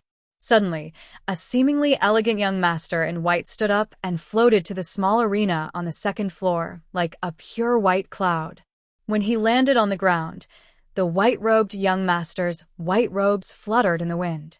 His robes fluttered slightly as he descended from the sky, giving off an indescribable sense of beauty. Arbor was expressionless. Thunderous applause rang out from the audience. All right. This is the Fong family's genius third young master, right? I didn't expect third young master Fong to also participate in this competition. Oh my god, if I knew third young master Fong would also be participating, then I would have bet on him winning. How laughable. Isn't that third young master Fong from a prestigious patrician family? Why did he also participate in the Underground Fighting Arenas Championship? Chapter 1745. Haven't you all thought of this reason? Moreover, who was he putting on a show for when he appeared in such a pretentious manner? Didn't he see that the little girl was very dismissive of him? He hovered in the air like a bird and slowly descended. When he landed, he even opened his folding fan and posed very nicely. The little girl rolled her eyes at him. Everyone felt that it was a bit comical when they saw it. Third young master Fong boasted of his elegance, but the little girl didn't even look him in the eye. From Arbor's point of view, this person's appearance really didn't stand out. He was the type of person that Miss Chiao couldn't remember, even if she looked at him twice, of course. Third young master Fong was actually quite good-looking, but Miss Chiao was the type of person who wouldn't even take a second look at a handsome man like Duan Yu, let alone this third young master Fong. They didn't know what he was showing off for. He didn't fly very nicely and posed like a freaking idiot. Although they were far away, Qi Xianxian, Duan Muqing, and the others all had keen eyesight. They could read the little girl's intentions from observing her expression and paying attention to her gaze. It was quite funny when they thought about it. This third young master Fong was probably going on stage to amuse himself. Little miss, please point. Before third young master Fong could say the word teach, the little girl's figure flashed and suddenly closed in on him. She closed the distance of 3 meters in the blink of an eye. The little girl didn't allow for an explanation and slapped a palm print formed by water spirit directly at third young master Fong's chest. Third young master shouted, "Good timing." But before he could finish speaking, he was already hit by the water spirit palm print. He somersaulted in the air and was blown away by the waves. Everyone. Arbor scuttled forward and swung a small iron fist at third young master Fong's head. Thump, thump, thump. Third young master Fong only felt like his head was smashed by a small hammer 3 times in a row, causing him to feel dizzy and fall to the ground with a thud. Get down. Arbor scolded softly. He kicked third young master's lower back. The third young master let out a blood-curdling scream as he rushed towards the edge of the stage. He dangled dangerously on the stage's railing, with half of his body dangling. If not for his 2 legs supporting him on the ground, he would have fallen down by now. Everyone was speechless again. Why did they have a feeling of speechlessness? Was it really good for the little girl to be so cruel? Get down. Arbor kicked third young master's lower back again. No, don't kick. A man's waist. Fuck, it was obvious that this wretched lass was blind. Which budding girl didn't have a spring in her heart? Seeing such an elegant and handsome young master appear in front of her, she couldn't help but be startled. Not only did she not blush, she even raised her fists and beat him to death. Can you really get married like this? You're as barbaric as a man. Are you sure you can find a husband? Before third young master Fong vomited blood, he hurriedly summoned his mystic beast, a strong yellow horse with tiger spots. It looked a bit strange. When it galloped, its speed was very fast. But when it came to its attack power, it wasn't that strong. The yellow horse leaped slightly and carried third young master Fong. Cough, cough, cough. Third young master Fong panted slightly on the horse. He lowered his head and saw that there was a small footprint printed on the front and back of his white shirt. Chapter 1746. Third young master Fong couldn't help but be flustered and exasperated. You little lady, how could you attack without any explanation? You. Third young master Fong had probably never seen a little lady who would beat someone to death without saying anything. His handsome face flushed red instantly. He truly had never suffered such a huge loss before. He was chased and beaten by a little lady in front of everyone, and he practically didn't have the strength to retaliate. Arbor frowned slightly. Why wasn't this person going down? With a flick of her finger, a scimitar-like spirit weapon appeared in her hand. Third young master Fong jumped in fright and galloped 2 steps back on his yellow horse. He was already very close to the edge of the arena on the 2nd floor. You, don't mess around. What do you want to do? Let me tell you, people like you who self-destruct by abusing spirit weapons are. He watched as Arbor channeled a wisp of mystic energy into the spirit weapon and was about to throw it in his direction. Third young master Fong's eyes dimmed, and he abruptly reached out to pat his yellow horse's head. 1 man and 1 horse galloped into the air. Everyone immediately cheered loudly. So third young master Fong's extremely ordinary-looking horse actually has wings?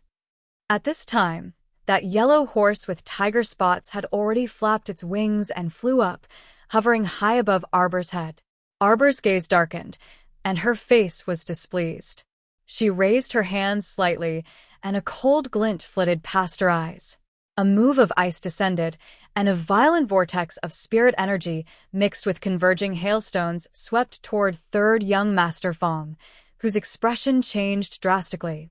He hastily pressed his yellow horse's head to land on the ground, but before he could think of a way to escape this predicament, the little stoic's Frost Wind Slash followed closely behind. Frost Wind Slash was a move that she comprehended on her own from Qing Wan's moves. When this Frost Wind Slash descended, it directly cut a deep gash in the ground of the entire arena. Broken stones rolled down from the ring, seriously affecting the 2 teams that were competing on the 1st floor. The unlucky teams were hastily pulled by their respective captains and hastily ran to the sides. Get down. Following the little stoic's indifferent voice, third young master Fawn only felt the pressure of that Frost Wind Slash, and his entire person fell down from the edge of the stage. Third young master Fong let out a miserable scream. The yellow horse seemed to have been frightened by the little girl's Frost Wind Slash. It even forgot to spread its wings. 1 man and 1 beast miserably fell to the ground, unable to get up for a long time. When Arbor looked up, the staff member who was stunned in front of the crystal screen immediately understood and hurriedly said, "Miss Chiao wins this round." At this moment, those who had said that Miss Chiao didn't win with her own ability all shut their mouths. This was the first time the lady had self-detonated her spiritual artifact. She probably didn't think much of her opponent. She probably couldn't be bothered to make a move against such a weakling.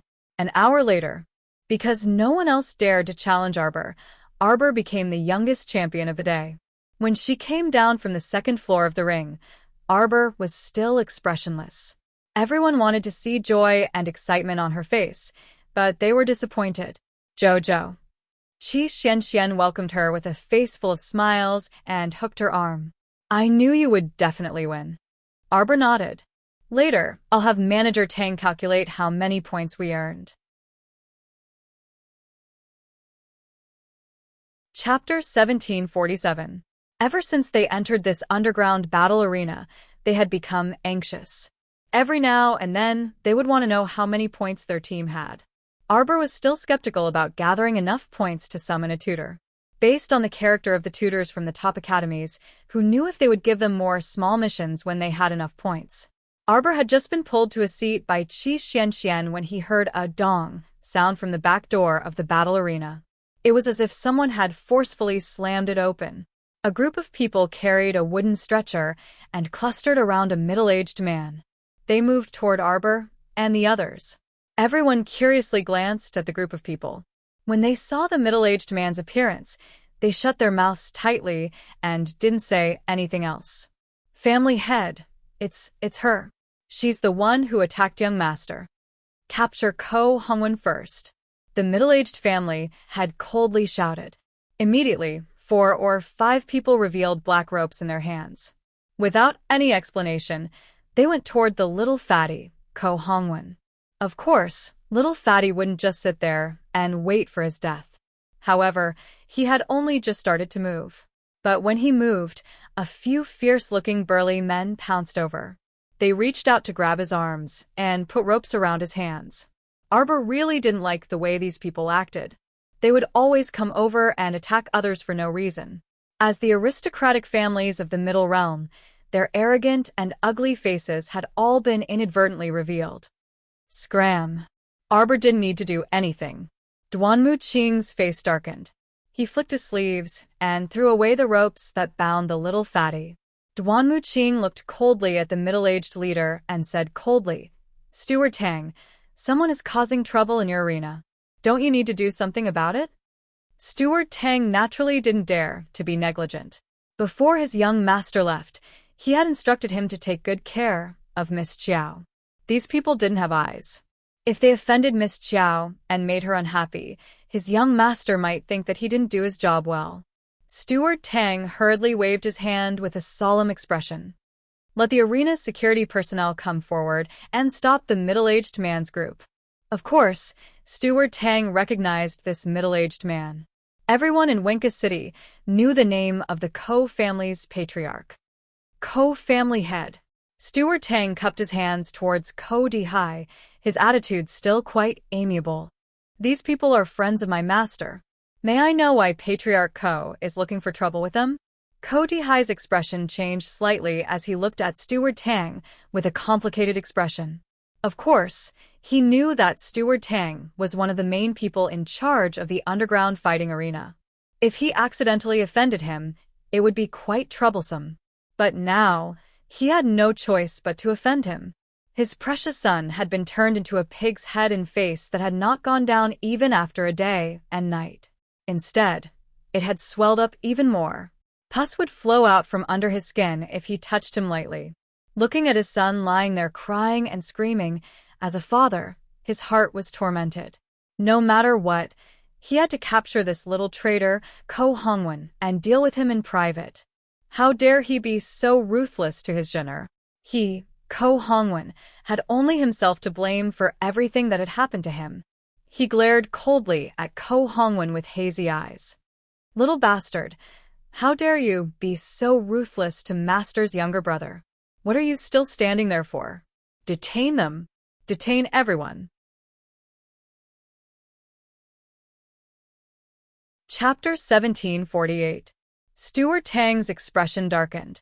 He ordered the arena guards to step forward and separate the people the Ko family had brought. Ko Dihai looked at Steward Tang angrily and said, "Steward Tang, you and I have lived in peace in Anka City for so many years, and we see each other all the time. I don't want to make things difficult for you. As long as you let me take these people away, the Ko family will continue to support your underground arena's competitions in the future." Steward Tang shook his head. No. What a joke. The young master had personally asked him to take care of this lady. How could he let Ko Dihai deal with her? He secretly gave the servant behind him a look. The servant immediately understood and turned to look for young Master Ding. Tang Chung. Ko Dihai's expression turned cold. He forced the words out of his gritted teeth. Don't refuse a toast only to be forced to drink a forfeit. As soon as he finished speaking, a heavy pressure surged towards everyone.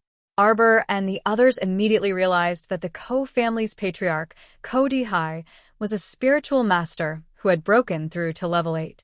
With his talent, this was already the limit. That was why the Ko family had been staying in Anka City for so many years. They were not particularly top-notch aristocratic families like the Yu family, but they were not very poor either. At least, they had some reputation in Anka City. When the Ko family's patriarch walked out, people would give him some face. Therefore, he felt a little embarrassed when Tang Ching rejected him in front of everyone. Arbor looked up and glanced at him, without saying anything. Since Steward Tang was so righteous to take on this matter for them, then it was none of her business. Tang Chung, move aside, Ko Dihai shouted angrily, attracting the attention of many people in the arena.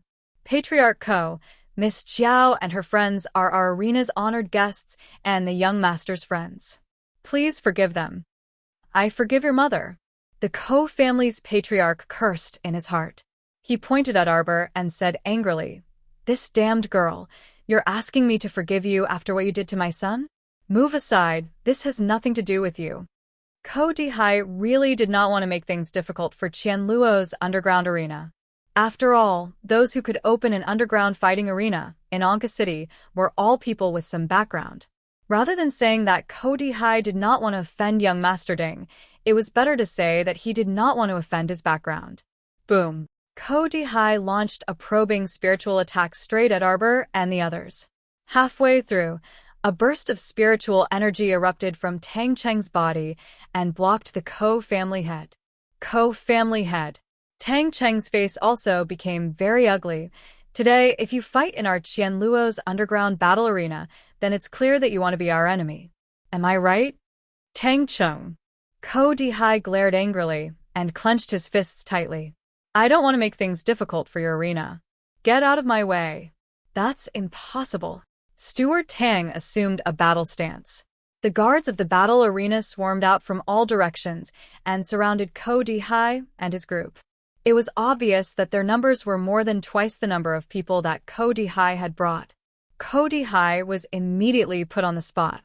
He gritted his teeth for a long time before he suddenly swung his sleeves and said angrily, "Fine. I won't make things difficult for these juniors. However, this damned girl must cure my jeune." Arbor looked at the Ko family head expressionlessly and did not say anything. He wanted to see how the Ko family head would continue his act. You're asking for treatment with such a bad attitude. Serves you right for not being able to get treatment. Chapter 1749. Qi Xianxian spat at Ko Dihai. I don't even know what you're talking about. You're like a mad dog, going around biting people as soon as you come in. It's really scary. As she spoke, she even pretended to be afraid and patted her chest twice to show her fear. Family head Do was so angry that he was about to ascend to the heavens. He raised a finger and pointed at her. You've been talking for a long time, but you still haven't said anything. In fact, Ko Dihai wasn't completely sure that the poison in his son's body was from Arbor. Who are you? Arbor bluntly asked. Family head Do was so angry that his nostrils flared as he huffed and puffed. What was more infuriating than messing around for a long time, but the other party didn't even know who you were? Tang Qing couldn't help but twitch her mouth. This is family head Do. The young master, who had a conflict with this little brother in your team, is family head Do's son. Oh, this was a classic case of hitting the young and the old coming. Arbor didn't want to waste any more words with Ko Dihai. She coldly looked at him, her eyes filled with ridicule. Bringing a group of shrimp soldiers and crab generals, he broke into the underground fighting arena and wanted to capture her, Ko Hongwen and the others. Wasn't this person's thinking a bit too idealistic? Ko Dihai naturally saw the mockery in her eyes. His heart was filled with anger, and his old eyes immediately turned cold. You. Before Ko Dihai could finish a sentence, he found that his body had been sent flying in a strange manner. What was going on? When his head hit the seat heavily, a few people who were watching the competition jumped up in fright. Ko Dihai then found that he had been sent flying by a huge force. The source of this huge force was the little fat squirrel. It silently retracted its fat white tail and jumped into Arbor's arms. Arbor looked down and suddenly reached out to poke the fat squirrel's head. Qiu didn't know when it had gained another little tail. This was really strange. Now, the fat squirrel had two tiny tails wagging behind its butt. It didn't look too strange. The other people in the contestant area sucked in a breath of cold air. At first, they thought that Arbor's lychee team hadn't brought out a useful mystical beast for so many hours because their family background wasn't too good. But now, someone else had a beast that was comparable to a small pet. It was fine if it didn't show its might, but once it showed its might, it could send an 8th-level spiritual master flying out of the sky without hesitation. This was simply incomprehensible. Perhaps the reaction arc was too slow. They felt that the scene just now was as if their eyes were playing tricks on them. That fat squirrel was only slightly bigger than a palm, so how could it have so much energy? What happened? Young Master Ding, who had heard the news, walked over with a gentle expression. However, when he looked at Cody High, there was a trace of coldness that could not be easily detected. Cody High was stunned. He turned around and glanced at young Master Ding. Immediately, he was speechless. Young Master Ding did not come alone. He had brought 300 guards with him and appeared in front of everyone in such a grand manner. When Cody High saw this, his eyelids twitched violently. His face was a little embarrassed. He opened his mouth and wanted to say something, but the situation was stronger than him. He had to take a step back first. After a long while, House Master Ko flicked his sleeve and said angrily, "Let's go." Ding Yun's voice instantly turned cold. "Stop them." Chapter 1750. Many guards behind young Master Ding swarmed forward and surrounded Cody High and the others. Cody High's expression suddenly changed. He turned and glared at young Master Ding. "Young Master, what do you want?" Young Master Ding sneered. "You are the Ko family head, right? Do you think that our Qianluo Underground Arena is a place where anyone can come and go as they please? You want to catch someone, but you brought a group of people and barged in without saying a word. Now you want to leave, but you want to leave without saying a word? What is Qianluo Underground Arena in your eyes?" Cody High held back his anger and said kindly, "Young Master, I acted without thinking. Please forgive me. But today's matter is not targeted at Qianluo Underground Arena. It's this young lady. This young lady is this young master's friend. Qianluo Underground Arena has a reason to protect them," Ding Yun said lightly.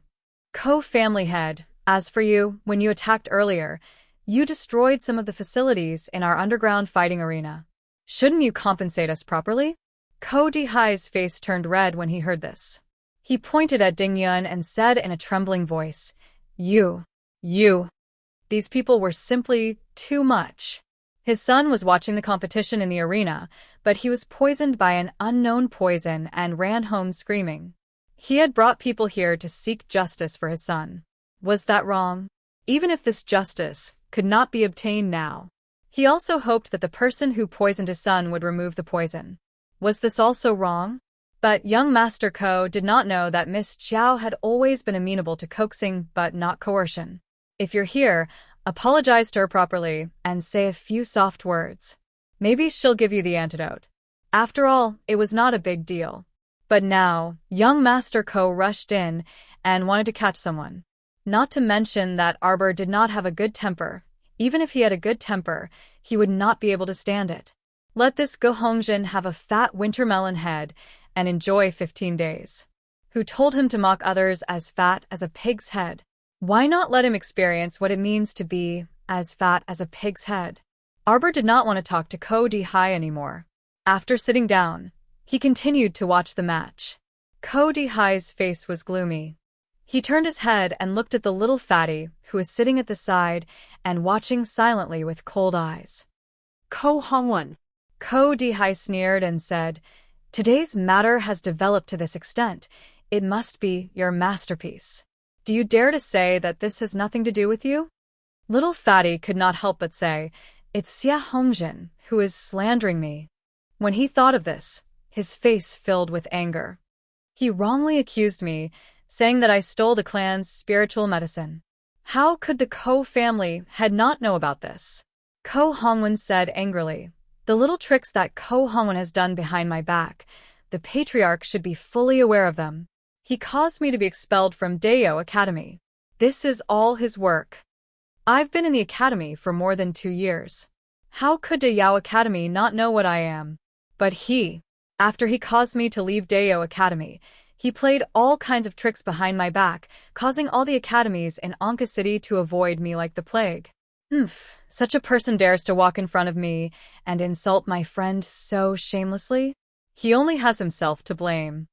Cody High was furious. He raised his hand and was about to attack when young Master Ding signaled him with his eyes.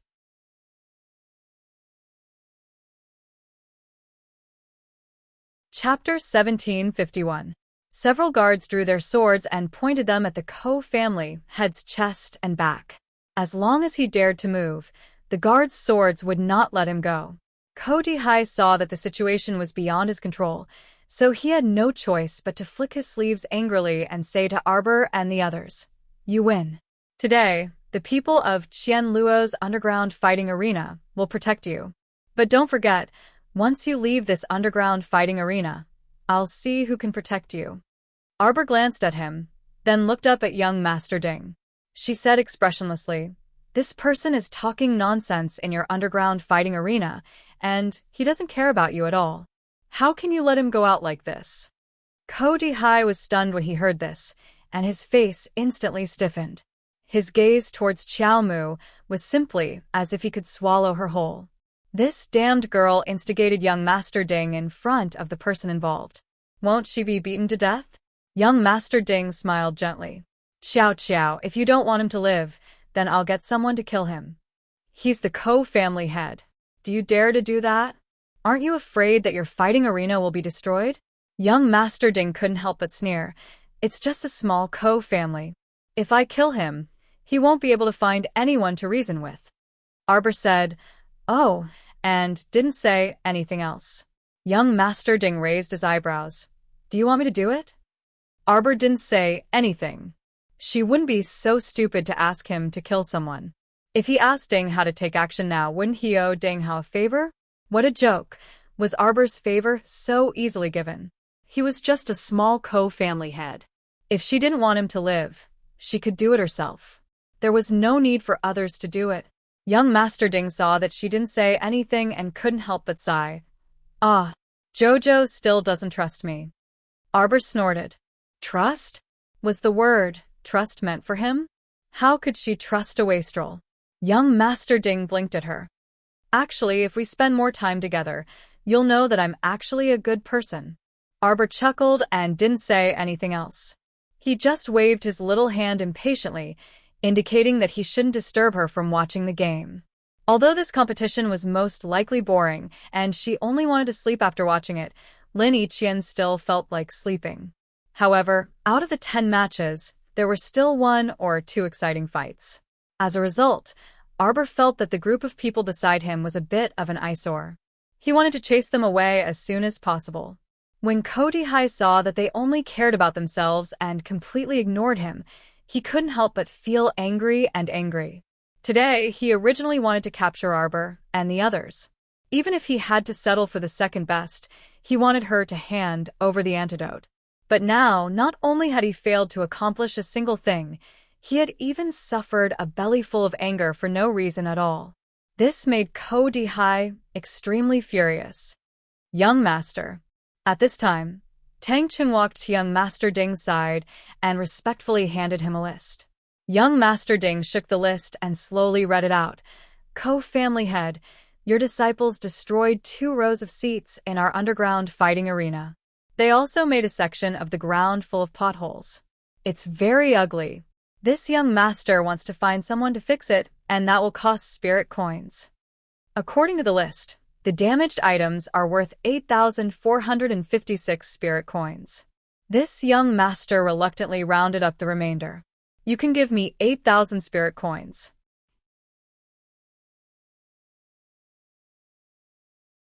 Chapter 1752. The Ko family head's expression was quite interesting to see. His face was alternating between green, white, and black.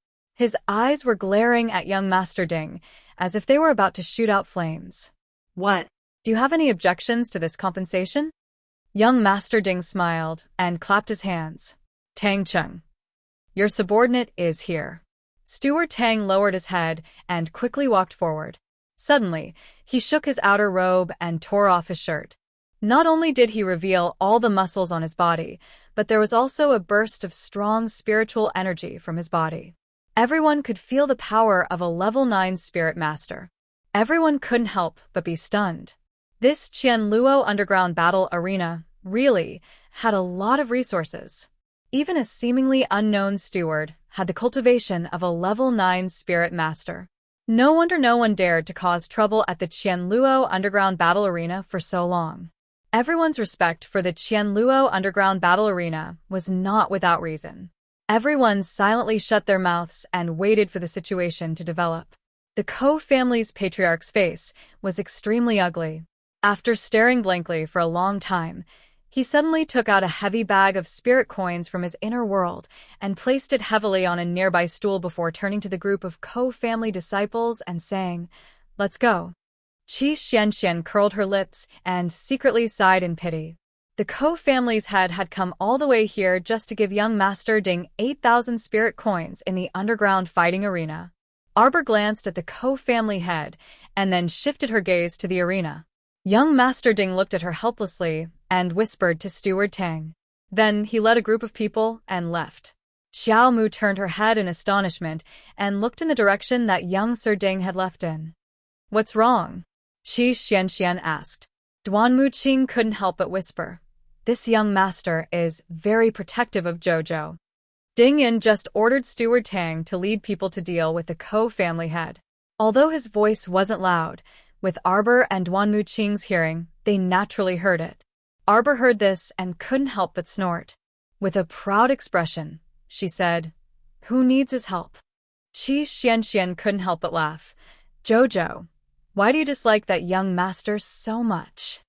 Although she did not have much contact with Ding Yun, judging from his appearance, this young Master Ding still looked like a dog, and his temperament seemed to be quite docile. It was just that if Jojo didn't like someone, they would more or less have a grudge against her. He guessed that Child Ding had offended Jojo before. Arbor didn't say anything. After a while, he said crisply, "Even if he helped us drive away Ko Di Hai, I still won't be lenient when it comes to making money." What he meant was that she had won 28 spirit coins by betting on him.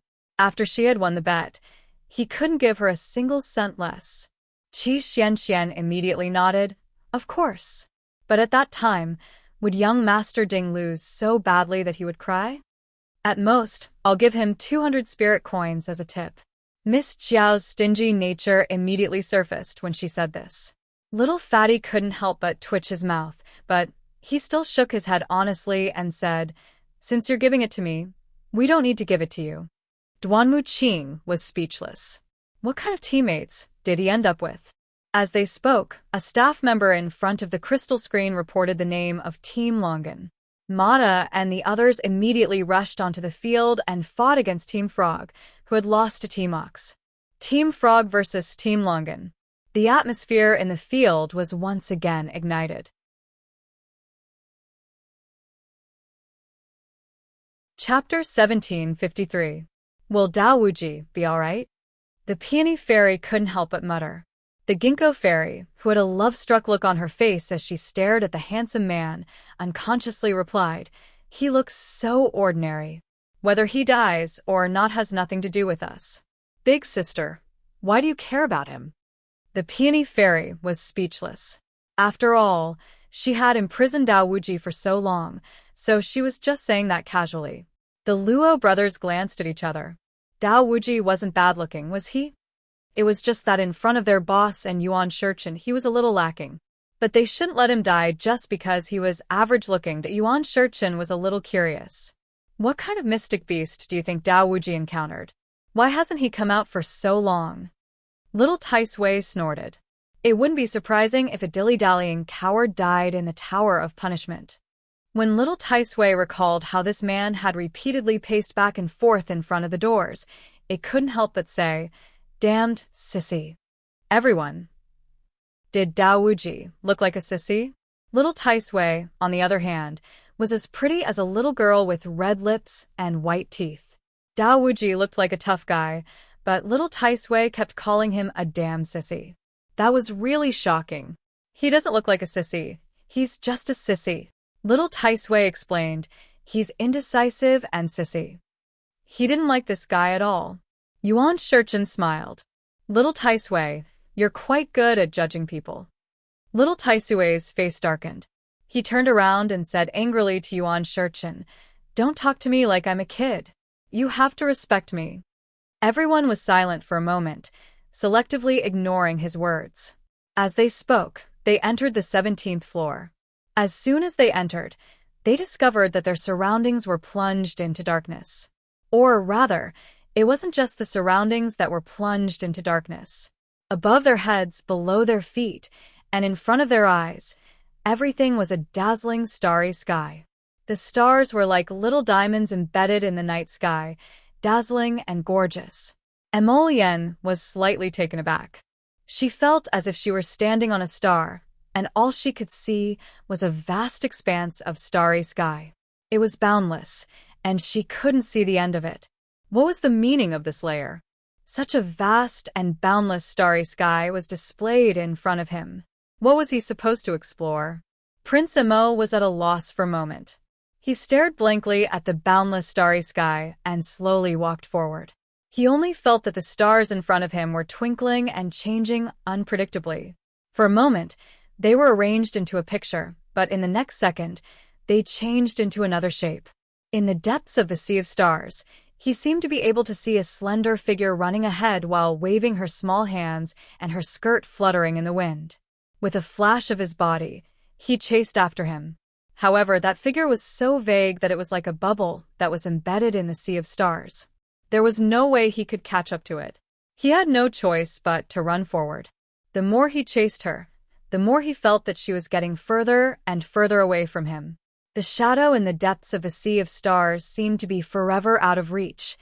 Inexplicably, he became irritated in his heart. At the same time, in a small room on the 16th floor, a certain someone, who was being hung upside down on the flower branch as nourishment, was shouting at the top of his lungs. "Hey, is there anyone here? Guards. Please stop fooling around, okay?"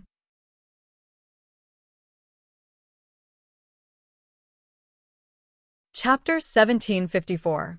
He felt that if this went on, his life force would be gradually absorbed by the morning glory. Soon he would end up like the people around him. His life force would be sucked dry by the morning glory. How could this happen? He, Dao Wuji, was not someone who would sit around and wait for death. In order to survive, he might have to give it his all. He used his divine sense, and an item suddenly jumped out of his inner world. This was the Celestial Prime Saint Power Pearl that he used to save his life. He had bought it at a sky-high price. Every time he thought about it, he felt his heart ache. Unfortunately, he had already spent all his money. No matter how much he felt, it was useless. Moreover, if this money could save his life, it would be worth it. However, when the Saint Power Pearl exploded, it would not distinguish between friend and foe. In his current situation, he could not escape. If he threw the Saint Power Pearl, it would inevitably affect him. However, he no longer had a choice. He had reached the point where he had to risk his life. The winner would live, and the loser would die. Dao Wuji's heart skipped a beat. He raised his hand with difficulty and poured all the saint power he could gather into this high-level Saint Power Pearl. Soon, a loud explosion came from this small room. However, Emolienne and the others could not hear it. They were now trapped in the starry sky and could not help but run into the depths of the starry sky.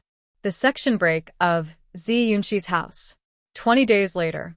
In Qianluo's underground arena, there were roars that were comparable to wild beasts. The battle for points had reached its climax.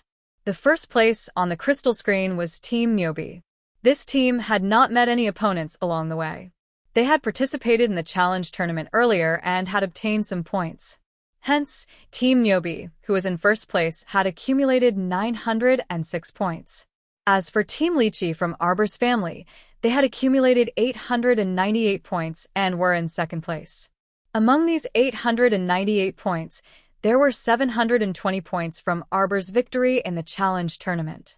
Arbor had fought a total of 38 matches in 20 days since he started participating in the challenge tournament, breaking the record of the previous challenge tournament. Arbor had been in the ring since the first day of the match and had never left the ring. As for Team Longan, because they did not participate in the main tournament, even if they worked hard every day, they only had 306 points and had not entered the top 50. A bunch of pitiful kids. They had to fight more than a dozen matches every day. They were dog-tired every day, and their points were so low. Arbor saw that they were quite pitiful, So he looked for Mata and said, "If we have 1,000 points, we'll give some to you." Mata immediately burst into tears, his face full of joy. They even asked the waitress at the service area about this. When the two ladies learned that Team Lychee from Arbor was going to give some points to Team Longan, they looked at them as if they were fools. It was as if the people from Arbor had done something stupid. Everyone knew how hard it was to earn points in the underground arena. There were actually people who wanted to give away their points. If they were not fools, then what were they? Arbor naturally did not give Mata and the others his points. He only asked them if they could do so, and then went back with them. Mata, Huadao, and the others had been worried about their points. Now that they saw a glimmer of hope, they were very grateful to Miss Chiao. She was their lifesaver. Chapter 1755. The little girl had done them a huge favor. They didn't want to stay in this arena after a month of hard work and earn points to go home. Who knew what kind of punishment the instructors would give if they didn't complete this mission? Arbor's small arena matches were very easy now. Apart from the fierce challengers in the first few days, no one dared to challenge her in the arena these 2 days. There was no other reason. When Miss Chiao was in a good mood, she would practice with others for fun. If she was in a bad mood and happened to meet someone she didn't like, she would take out a spirit artifact and drop it for fun. Everyone had carefully calculated for her. A conservative estimate was that Miss Chiao had dropped at least 10 spirit artifacts. Every day, Steward Tang of the arena would send people to reinforce the defensive layer of the small arena to prevent innocent people from getting hurt. What else could you say to such a rich person? You couldn't afford to offend her, so you could at least avoid her. Arbor had just sat down in her seat when a person hurried over and bowed to her respectfully. "Miss Chiao." "Steward Zhu." Arbor nodded. The middle-aged man named Steward Zhu was the chief steward of the Zhu family, one of the 3 aristocratic families in Anka City. "Miss Chiao, the patriarch sent this lowly one to ask if you have time to visit the Zhu family for a follow-up examination after today's matches." Arbor looked at the matches in the arena. The day's matches were almost over, so she nodded and said, "Sure, please wait a moment." Yes. Steward Zhu was overjoyed. He cupped his hands and quickly retreated to the side, tactfully not disturbing Arbor. Speaking of which, the only son of the Zhu family's patriarch was saved by the little girl before him. Speaking of this, the story went back to 20 days ago. Yu Batian had set his eyes on the bloodshed vermilion fruit of the Zhu family. After failing to cheat him of it, he found people to intercept the patriarch and take it by force. The little girl happened to bump into him on the way and saved him in passing. After hearing that the Zhu family's patriarch had a holy medicine but didn't know how to use it, everything happened naturally. Now, everyone in the Zhu family regarded Arbor as their great benefactor who gave them a new lease on life. This was not only because he had saved the Zhu family's patriarch, but also because he had cured the Zhu family's only heir, the illness that young Master Zhu had when he was still in the womb. Although it was a saint-grade spirit fruit with superb effects, if it wasn't for the little girl, no one in the Zhu family would use this bloodshed vermilion fruit. Even if it was forcefully given to young Master Zhu, it might not be effective. But in fact, the Zhu family was too honest. The little girl didn't just conveniently save Patriarch Zhu. It was only because Qiuqiu had coincidentally seen Patriarch Zhu being chased by someone that he had cheered. That person has the aura of the bloodshed vermilion fruit on him. She chased after him to help and conveniently saved him.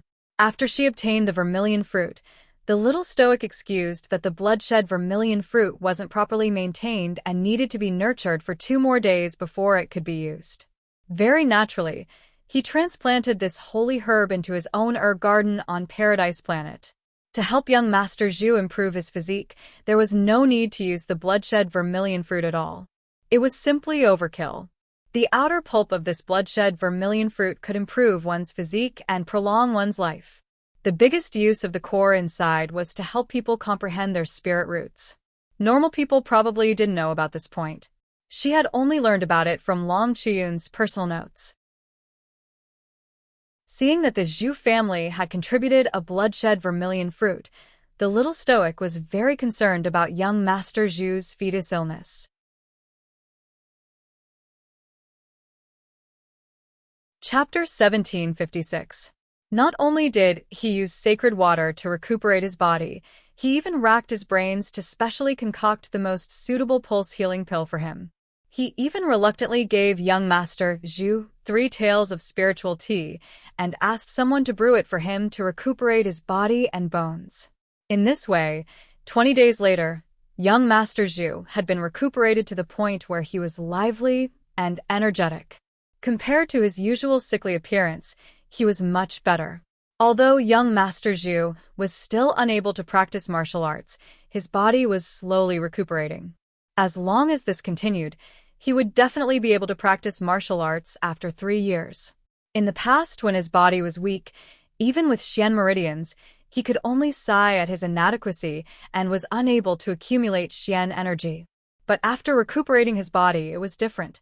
He could practice whenever he wanted, and slowly, his body would become stronger and stronger. Zhu Su took in a deep breath. When Arbor walked in, he saw young Master Zhu leaning against the window with only a thin outer robe draped over his body. "Come here." Under Miss Qiao's shout, young Master Zhu obediently climbed down from the window and ran to her side. The 2 servant girls who followed in looked down, and although the corners of their mouths were secretly twitching, they were already used to it. Thinking back to when Miss Qiao first came to treat young Master, she even rolled up her sleeves and gave young Master Zhu a beating. This. What did you want everyone to say? Their young master originally didn't have any will to live, but it was beaten back by this violent Miss Qiao. Cough. Although family head Zhu's heart ached when he saw his son being beaten up, he didn't expect the results to be so good after the beating. Family head Zhu had nothing to say. "Jojo, what did you bring for me today?" Young Master Zhu was about the same age as Arbor and was born with a baby face.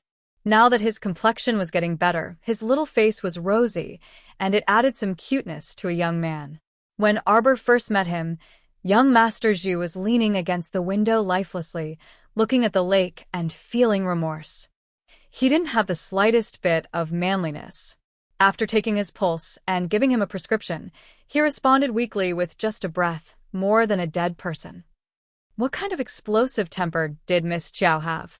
This great aunt had personally come to treat you for the sake of that stock of sacred medicine, and you still dare to give her the cold shoulder?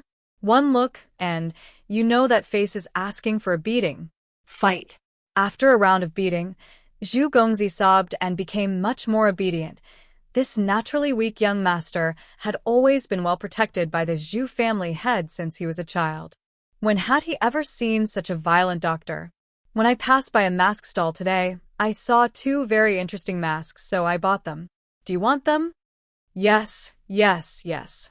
Young Master Zhu did not step out of the house all year round, so he was curious about everything that happened outside.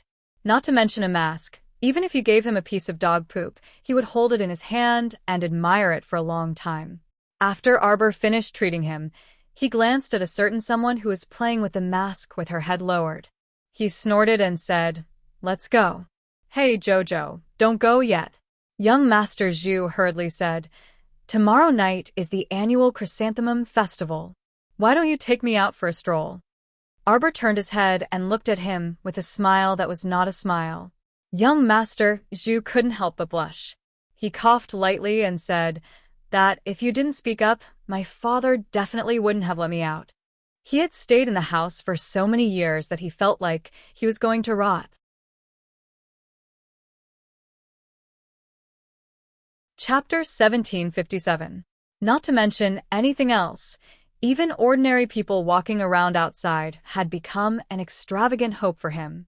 How could this not make him depressed and discouraged? Arbor patted his head. "Your body is getting better day by day. It's not a problem for you to go out for some fresh air." "Really?" Zhu Gongzi's baby face immediately lit up.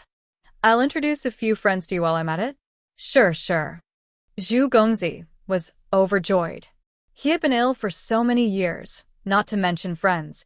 Even relatives rarely visited him. "The condition is that you have to take your medicine well tonight and rest early." Yes, I will." Zhu Gongzi nodded his head like a chick pecking at rice. His obedient appearance made the two servant girls beside him cover their mouths and secretly laugh. Arbor rather liked this simple youth in front of her. In the past, when she saw his lifeless appearance, she only felt very displeased. There was no other reason. A youth like him should be living under the sun, all right? Why was he pretending to be melancholic for no reason? She hated it just looking at him. All right, I still have matters to attend to, so I'll take my leave first. Arbor packed her things and walked out the door. I'll come and pick you up tomorrow evening. All right. Zhu Gongzi waved his hand and sent her off with an expectant gaze. When Arbor was at the main entrance, she coincidentally bumped into Zhu family head, who had hurried back. Zhu family had looked a bit travel-worn. He must have taken care of a pile of matters and rushed over because he was concerned about his son's condition when he heard that she was in the residence. Zhu Bin hurried forward to greet her. Little divine doctor. Arbor waved her hand. She was never a divine doctor. Her medical skills were only slightly better than ordinary people's. Your son's body has been nursed back to health quite well. He just needs to keep it up. I changed the prescription for him today. The medicine is mainly gentle and nourishing. After taking it well for 3 months, he should be able to recover. In the future, he just needs to consolidate a little. Zhu family head was overjoyed and thanked her profusely. Arbor continued, tomorrow is a rare chrysanthemum birthday. I want to bring Zhu Gongzi out for some fresh air. This will also help his condition. Now that young Master Zhu's body is starting to get better, it is necessary for him to take a stroll. Zhu family had stared blankly for a moment before nodding his head repeatedly in agreement. Then, he personally sent Miss Qiao out of the door. Watching Miss Qiao get into the carriage and leave, Zhu family had smiled. Congratulations, Patriarch. Young Master's illness is getting better and better. In a few more days, he might be able to cultivate. Manager Zhu also said with a face full of joy. Patriarch Zhu nodded. Fortunately, I met the little miracle doctor. Fortunately, the Patriarch trusts this little miracle doctor. If it was someone else, seeing that the little girl was so young, they might not even let her treat the young master's illness. Now that Su-er's illness has been cured, I can finally rest easy. Patriarch Zhu said with relief. When I go to the underworld and see Su-er's mother, I will finally have the face to meet her. The Patriarch is in the prime of his life. In the future, he will have to watch the young master get married and have children. If Madame knew about this, she would definitely be smiling in the underworld. Patriarch Zhu nodded. His expression suddenly turned serious. Anka City hasn't been peaceful recently. Tomorrow, when the little miracle doctor and Su-er go out, you must send more people to protect them. Yes, Patriarch. Manager Zhu cupped his hands in salute and naturally agreed. Chapter 1758. The next day, Arbor lazily said to everyone after they finished their matches, tonight, there's a chrysanthemum festival in the city. I plan to bring young Master Zhu there for a stroll. Those who want to come along can come. Ma Ta was the first to raise his hand. I was just about to tell you. I also heard from others that this chrysanthemum festival is very lively. There's even free chrysanthemum wine along the streets to taste. Oh. Then we should go and take a look. Lu Yu, Zhang Xiaoxin, and Hua Tao all nodded. For so long, everyone had been cooped up in the underground arena to compete every day. They were almost petrified from all the fighting. It was rare for them to go out and relax. Only fools wouldn't go. Qiao Qiao, Zhu family's young master, is he the one that you often go to treat these days? Qiao Qiao's glorious deed of saving Zhu family's head had long been spread in the city. Basically, everyone knew that family head Zhu wanted to snatch a sacred medicine from family head Zhu. He didn't hesitate to chase after family head Zhu and was saved by a little godly doctor in the end. Yes, it's that young Master Zhu, Arbor said indifferently. Qi Xianxian smiled happily. That's great. I heard that young Master Zhu is sick all day. He should come out more often. Tonight's chrysanthemum festival, let's drink to our heart's content and not go home until we're drunk. Duanmu glanced at her coolly and said in a low voice, Don't we have to compete early in the morning tomorrow? This was simply like a basin of cold water that instantly extinguished Qi Xuanxuan's enthusiasm. Little Fatty smiled and said, "We can still drink a few cups. As for not going home until we're drunk, forget it." After all, they still had to compete tomorrow. However, in these 20 days of competition, each of them had improved a lot. They had benefited a lot from actual combat. Coupled with the spirit tea that Arbor had given them, all of them except for Arbor had advanced a small step. Jiang Shaoxin had entered the level 1 mastery realm, Lu Yu had advanced to the level 2 initial mastery realm, and Hua Tao had entered the level 2 entry mastery realm. As for the little fatty, his improvement was the greatest. He broke through the threshold of the spirit realm from the peak of level 15 Mystic Cultivator Realm and ascended to the entry level of level 1 Spiritual Cultivator Realm in one leap. Qi Xianxian, Duan Muqing, and Ma Ta had also improved. They had respectively risen to the initial success stage of level 14 Mystic Cultivator, the entry stage of level 4 Spiritual Cultivator, and the peak stage of level 1 Spiritual Cultivator. Compared to everyone who had more or less taken a small step, Qiao Mu's situation appeared a bit strange. She clearly felt that the barrier to the spirit realm was within her reach, very, very close. But no matter what, he couldn't seem to pass the threshold, and was always blocked in front of the door of the spirit realm. Thinking of this, Arbor couldn't help but shake his head, temporarily throwing this question to the back of his mind. When it was almost 10 o'clock in the evening, the group of people boarded 2 separate carriages and arrived at the Zhu family's gate. They picked up young Master Zhu and took him to the busiest street in Wenka City. At the same time, Yu Batian, who was raging in his room, received an uninvited guest. This customer's appearance was very mediocre. At first glance, he looked no different from an ordinary person on the street. However, his eyes were extremely thin and long, and his voice sounded a bit like a eunuch's. "Family head Yu, not only did you not obtain the holy medicine, but you also attracted trouble for no reason. Do you want to let this matter rest?" Who are you?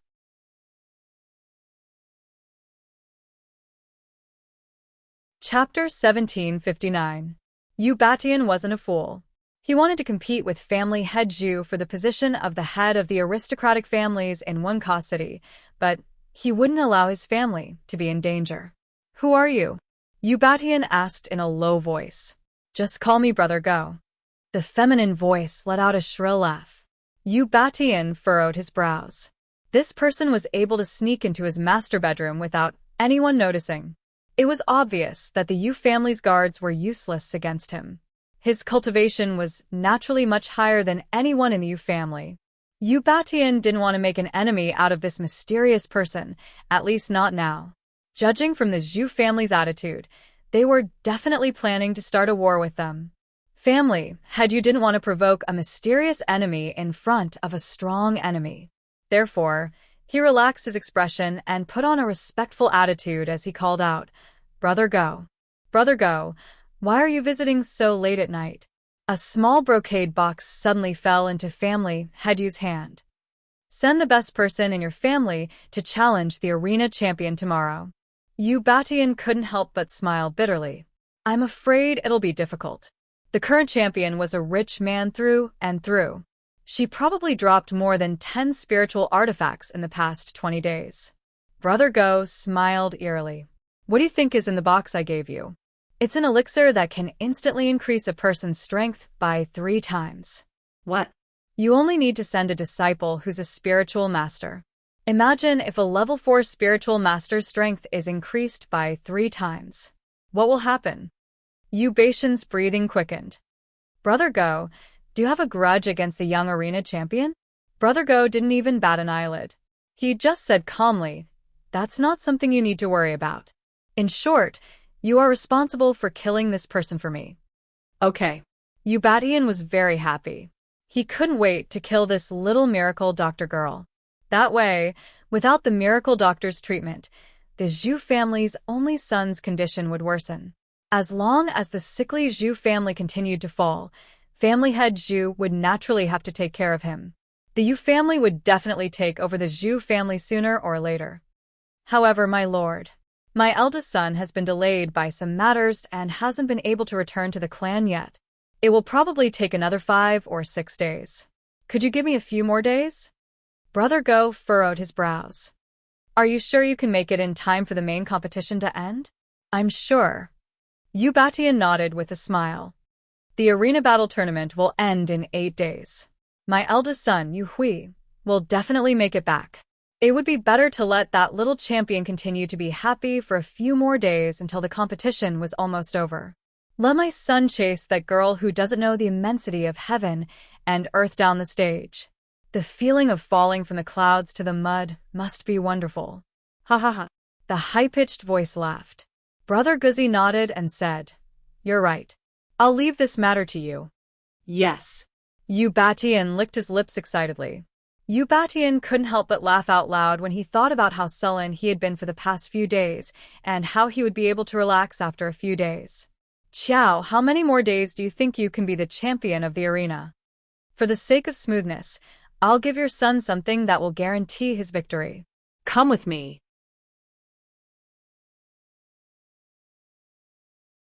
Chapter 1760.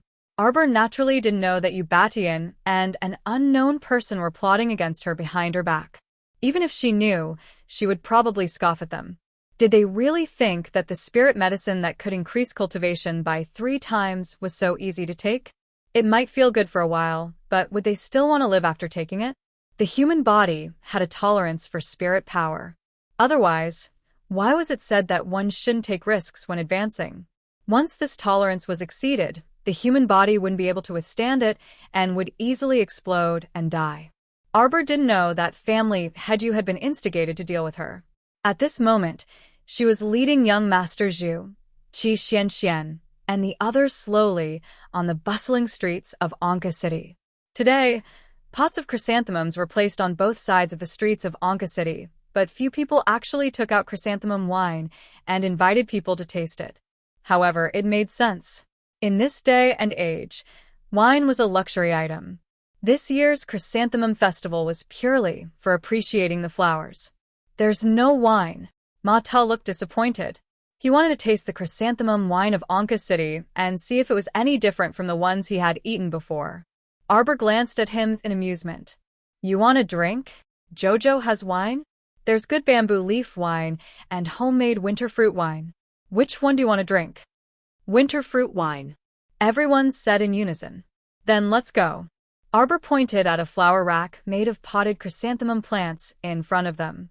A few tables and chairs were placed there for the tourists to rest their feet.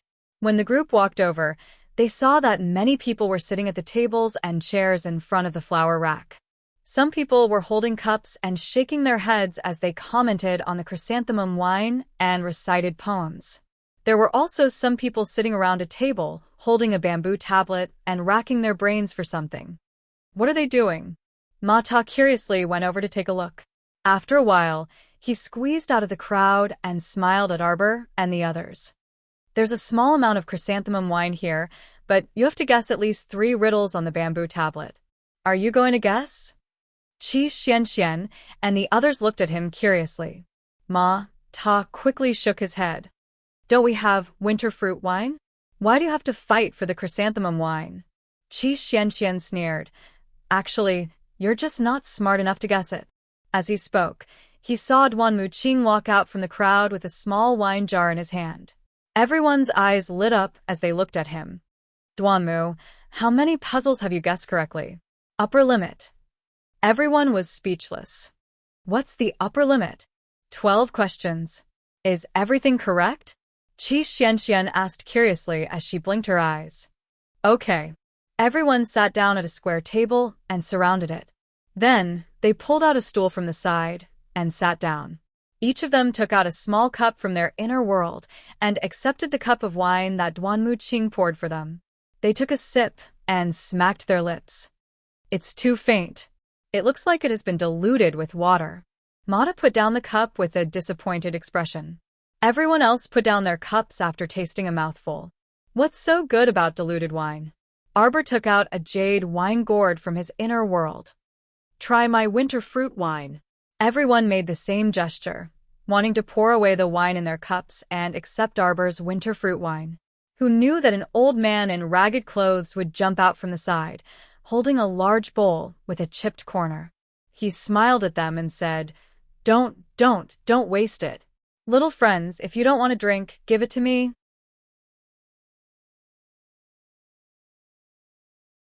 Chapter 1761. The old man opened his mouth and smiled, revealing a row of shiny teeth. Arbor saw that the old man had a red nose and was dressed in tattered clothes. Although he looked like a beggar, his spirit and appearance were very good. She couldn't help but find it funny. She nodded and signaled everyone to pour the chrysanthemum wine into the old man's bowl. The old man was beaming with joy. He grinned foolishly at her for a while before holding the big bowl and squatting at the side to drink. Everyone shook their heads helplessly and turned to look at Arbor. Arbor opened the jade gourd, and a strong fragrance of fruit wine floated out of the gourd. The old man, who was squatting at the side and drinking the wine like it was water, suddenly twitched his nose. He got up from the ground and turned to look in Arbor's direction. There were many elderly people sitting in front of the flower stand. When they smelled the wine, they all turned to look at Arbor. Wow! Qi Xian and the others couldn't help but cry out in surprise. Jojo, you still have such good wine hidden away. You've really hidden it well. Arbor couldn't help but feel helpless. Actually, this winter fruit wine was made by Little Tree when he was bored. Naturally, she didn't have the leisure to do so. The reason was that there were too many winter fruits. Even though she had already given Prince Emo a lot of winter fruits, there were still many left in the storage. Little Tree thought that they were taking up space, and it was a pity to throw them away, so he took all of them to make wine. Come, let's drink. Mata laughed and raised his cup to everyone. The 9 cups clinked lightly, and a mouthful of winter fruit wine went down their stomachs. They only felt that it was sweet and pleasant. The fruit wine in their stomachs emitted a trace of heat. This taste is too good. Qi Xian couldn't help but praise. Even someone like her, who didn't drink often, felt that this fruit wine was very good.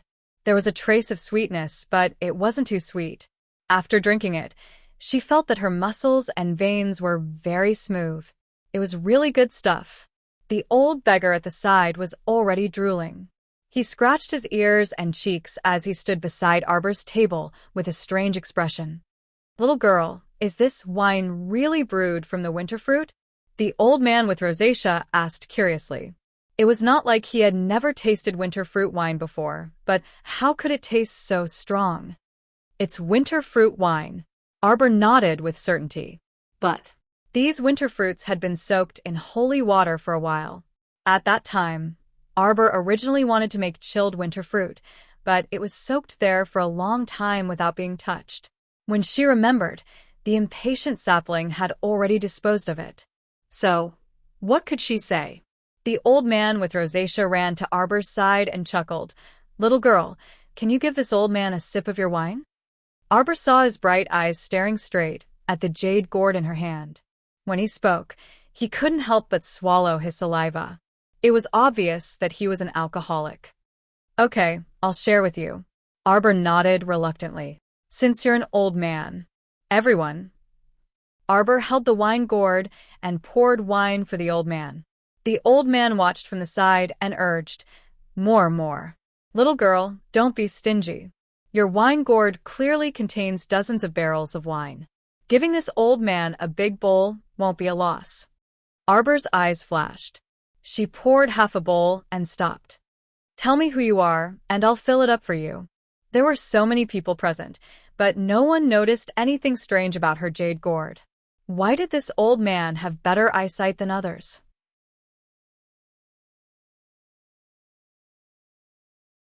Chapter 1762. No one would believe him if he said he wasn't a hermit expert. The old man pursed his lips and gave Arbor a sidelong glance. How can a little doll like you talk like that? I'm just an ordinary old beggar. Arbor naturally didn't believe him and snorted softly. Seeing her withdrawing her hand and about to take back the jade gourd, the old man instantly panicked and made a fuss. Hey, what exactly do you want to know, little doll? Tell me. Do you dare to say that you didn't purposely approach me for some purpose? Arbor asked indifferently. The old man immediately put on an innocent look and chuckled. What purpose could this old man have? This old man smelled the wine, and the alcohol bug in my stomach flared up, so I ran over to ask a little doll like you for a cup of wine. The old beggar did his best to put on a please look at my sincere old face look. Oh, is that so? Arbor couldn't help but scoff. Stop pretending. With your eyesight, you can tell that my jade gourd is different from the rest at a glance, and you still dare to say that you're not an expert? The old man hastily waved his hand and said, No, it's you who's thinking too much, little doll. After saying that, the old man simply dragged a stool from the side and squeezed his way to Arbor's side to sit down. He said with a grin, Forget it. Seeing that you rewarded this old man with a mouthful of wine, this old man will give you something good, so that a little doll like you won't always think that this old man is a swindler. Arbor was a bit amused inwardly, but she didn't show it on her face. No matter how the old man looked at her little stoic face, he couldn't make out any clues. The old man couldn't help but feel a bit exasperated and dissatisfied with her attitude. He pressed, Don't tell me you're not the least bit curious? Shouldn't such a young little girl immediately reveal an interested expression and ask what he was going to give her when she heard someone say that he was going to give her a gift? Why didn't this little fellow in front of him follow the routine at all? A certain Jojo who didn't fall for the old man's trick blinked and asked along with the old man's words, Then what do you want to give me, old grandpa? The old man's face instantly lit up with joy, and he slapped his thigh and said with a smile, That's right. Little girl, don't pretend to be old all day. Arbor's mouth twitched, but she didn't argue. How about this, you give me 2 full bowls, and I'll let you see that good thing. Hearing this, Mata couldn't help but laugh. You old man, don't tell me you're here to cheat us of our wine? Young man, don't talk nonsense. Am I that kind of person? The Jojo's, Jojot,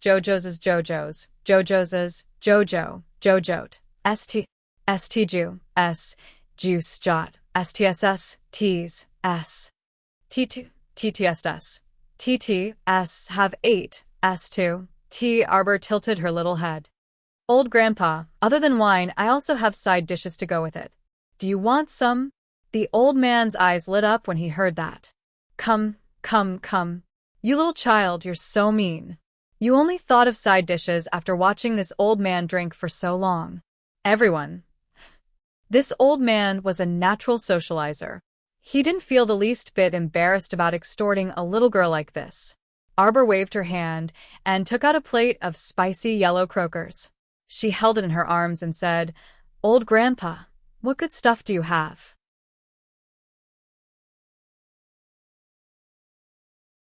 Chapter 1763. The corners of the old man's mouth twitched. You stingy girl. You really don't act unless you see an incentive. Here, don't say that this old man cheated you of your food and wine. This is for you. Then, he reached into his robes and took out a round, transparent ball. He threw it in front of the little fellow and was done with it. The little fellow raised her hand and took a look at the transparent ball, only to see that there was still half a wall of water rippling inside. A unique, richly ornamented 3-story boat, which looked like a model, was drifting with the waves inside. Her small hand shook the transparent ball. Arbor could clearly sense that this was not some condensed mystic domain similar to the heart of paradise. Thus, she could not let her little tree take it in and make it into a new planet. So, what was the use of it? She turned to look at the little old man and pursed her lips. Old grandpa, what is this? It looks quite unique. Qi Xianxian and young Master Zhu both leaned over and took the small ball. They held it in their hands and admired it. Arbor, however, did not think much of it. What was the use of giving a small model that could only be admired and played with? You really don't know what's good for you. The old man blew his beard and glared at her. Then he pointed at Duan Muqing. Explain it to this little girl. He looked like he was busy drinking and eating and could not be bothered to speak to Arbor. Duan Muqing turned to look at Arbor and said softly, Jojo, quickly thank the senior. The old man waved his hand and used his chopsticks to pick up the small yellow croaker. There's no need to thank me. Why don't you bring 2 more dishes to this old man? I was right to say that you were stingy.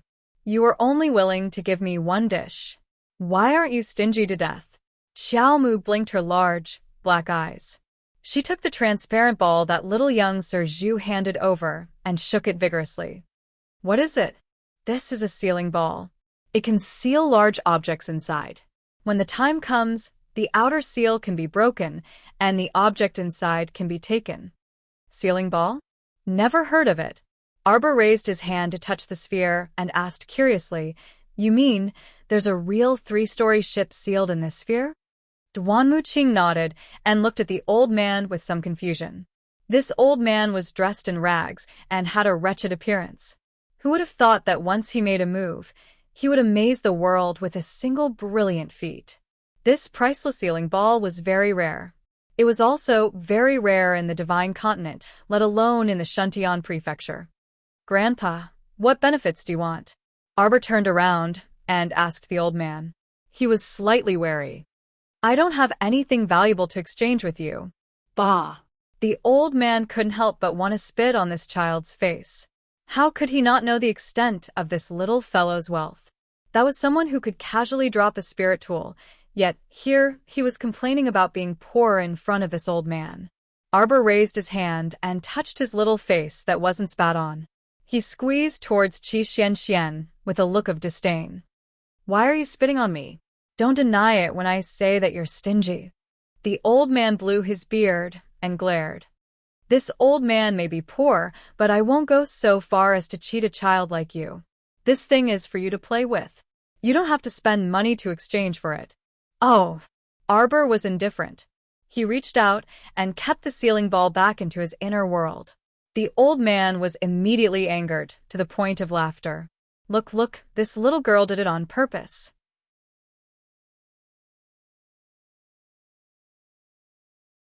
Chapter 1764. This stinky lass was clearly waiting for him to finish his sentence so that she could naturally and calmly keep the item away. Old Grandpa, do you want another bowl? Arbor asked in a small voice. Bah! Even if he drank himself to death, he wouldn't be able to drink it back. The old man glared at her in annoyance and then placed the empty bowl in front of her. Do you still need to ask? Fill it up. Everyone couldn't help but laugh. This ship is called Red Firmament Blue Waves. Not to mention the ordinary rivers, lakes, and seas, you can even go to the lower star field and the upper 3 continents. The old man snorted. Arbor's eyes lit up when she heard that. Go in the water, swim in the fire? Can you go up to the sky? I already told you that you're called Qi Xiao. The old man angrily reached out his hand and smacked her little head. Then if you give this ship to me, how are you going to go back, old grandpa? Arbor raised her hand to cover her head and asked curiously. It's none of your business. I have my own way of going back. The old man suddenly came back to his senses and couldn't help but laugh. You little doll, you've learned how to trick me, haven't you? His answer was obviously admitting that he was from the Divine Continent. This old man doesn't care about you anymore. The old man, who was in a bad mood after being tricked, angrily took out a wooden wine gourd from his chest. Fill it up. Arbor glanced at his gourd and pursed her lips. Even if I pour the entire gourd out for you, it might not be able to fill it up. Darn brat, you're really not easy to trick. That's right, this gourd of his was also a treasure. He originally wanted to trick the little girl, but who would have thought that she would see right through him? How infuriating! The old man said angrily. Then I'll pour half of it. Arbor looked at the old child helplessly and nodded. She slapped her hand and a stream of wine instantly shot out from the jade gourd. It formed a winding curve and accurately entered the black wooden gourd in the old man's hand. The old man nodded and said, Little doll, your technique is not bad. Quick, give me more. You stingy doll. How is this half? It's not even a third full. The old man noisily asked Arbor to give him half a gourd of winter fruit wine before he clicked his tongue in satisfaction. He reached out and finished the remaining wine in the bowl. Then he put the bowl into his bosom and waved his hand. He stood up and said, There's no need to send me off. Everyone was speechless as they watched the old man leave. However, after taking 2 steps, He turned back and took the half plate of small yellow croakers from the table into his arms. Only then did he wave his hand and leave in satisfaction. Qi Xianxian could not help but laugh. This strange old man is really strange. I can't see through this old man's cultivation, Duanmu said calmly. I'm afraid he's a God state expert. Little Fatty could not help being stunned when he heard that. He did not expect that old man was actually a deity realm expert. One had to know that in the 6 prefectures continent, deity realm experts were extremely rare. If a clan had a deity realm expert overseeing it, then it could be considered a medium-sized clan. Young Master Zhu nodded and said, "That's right. The old man is so skilled in martial arts, yet he disguised himself as a ragged beggar and walked around our Shuntian continent. He must be a hidden expert." Arbor could not help but secretly twitch the corner of her mouth. She did not know why, but she felt that the old man's ragged clothes could not be so high and mighty. Perhaps it was because he was poor. You're tuning in to the Dreamy Chapters YouTube channel. We're so grateful for your support, and don't forget to subscribe to join us on this incredible journey through captivating stories. Your generosity through donations truly makes a world of difference, as it's the primary source of revenue that allows me to expand and enhance this channel for you. Thank you from the bottom of my heart for being a part of this adventure.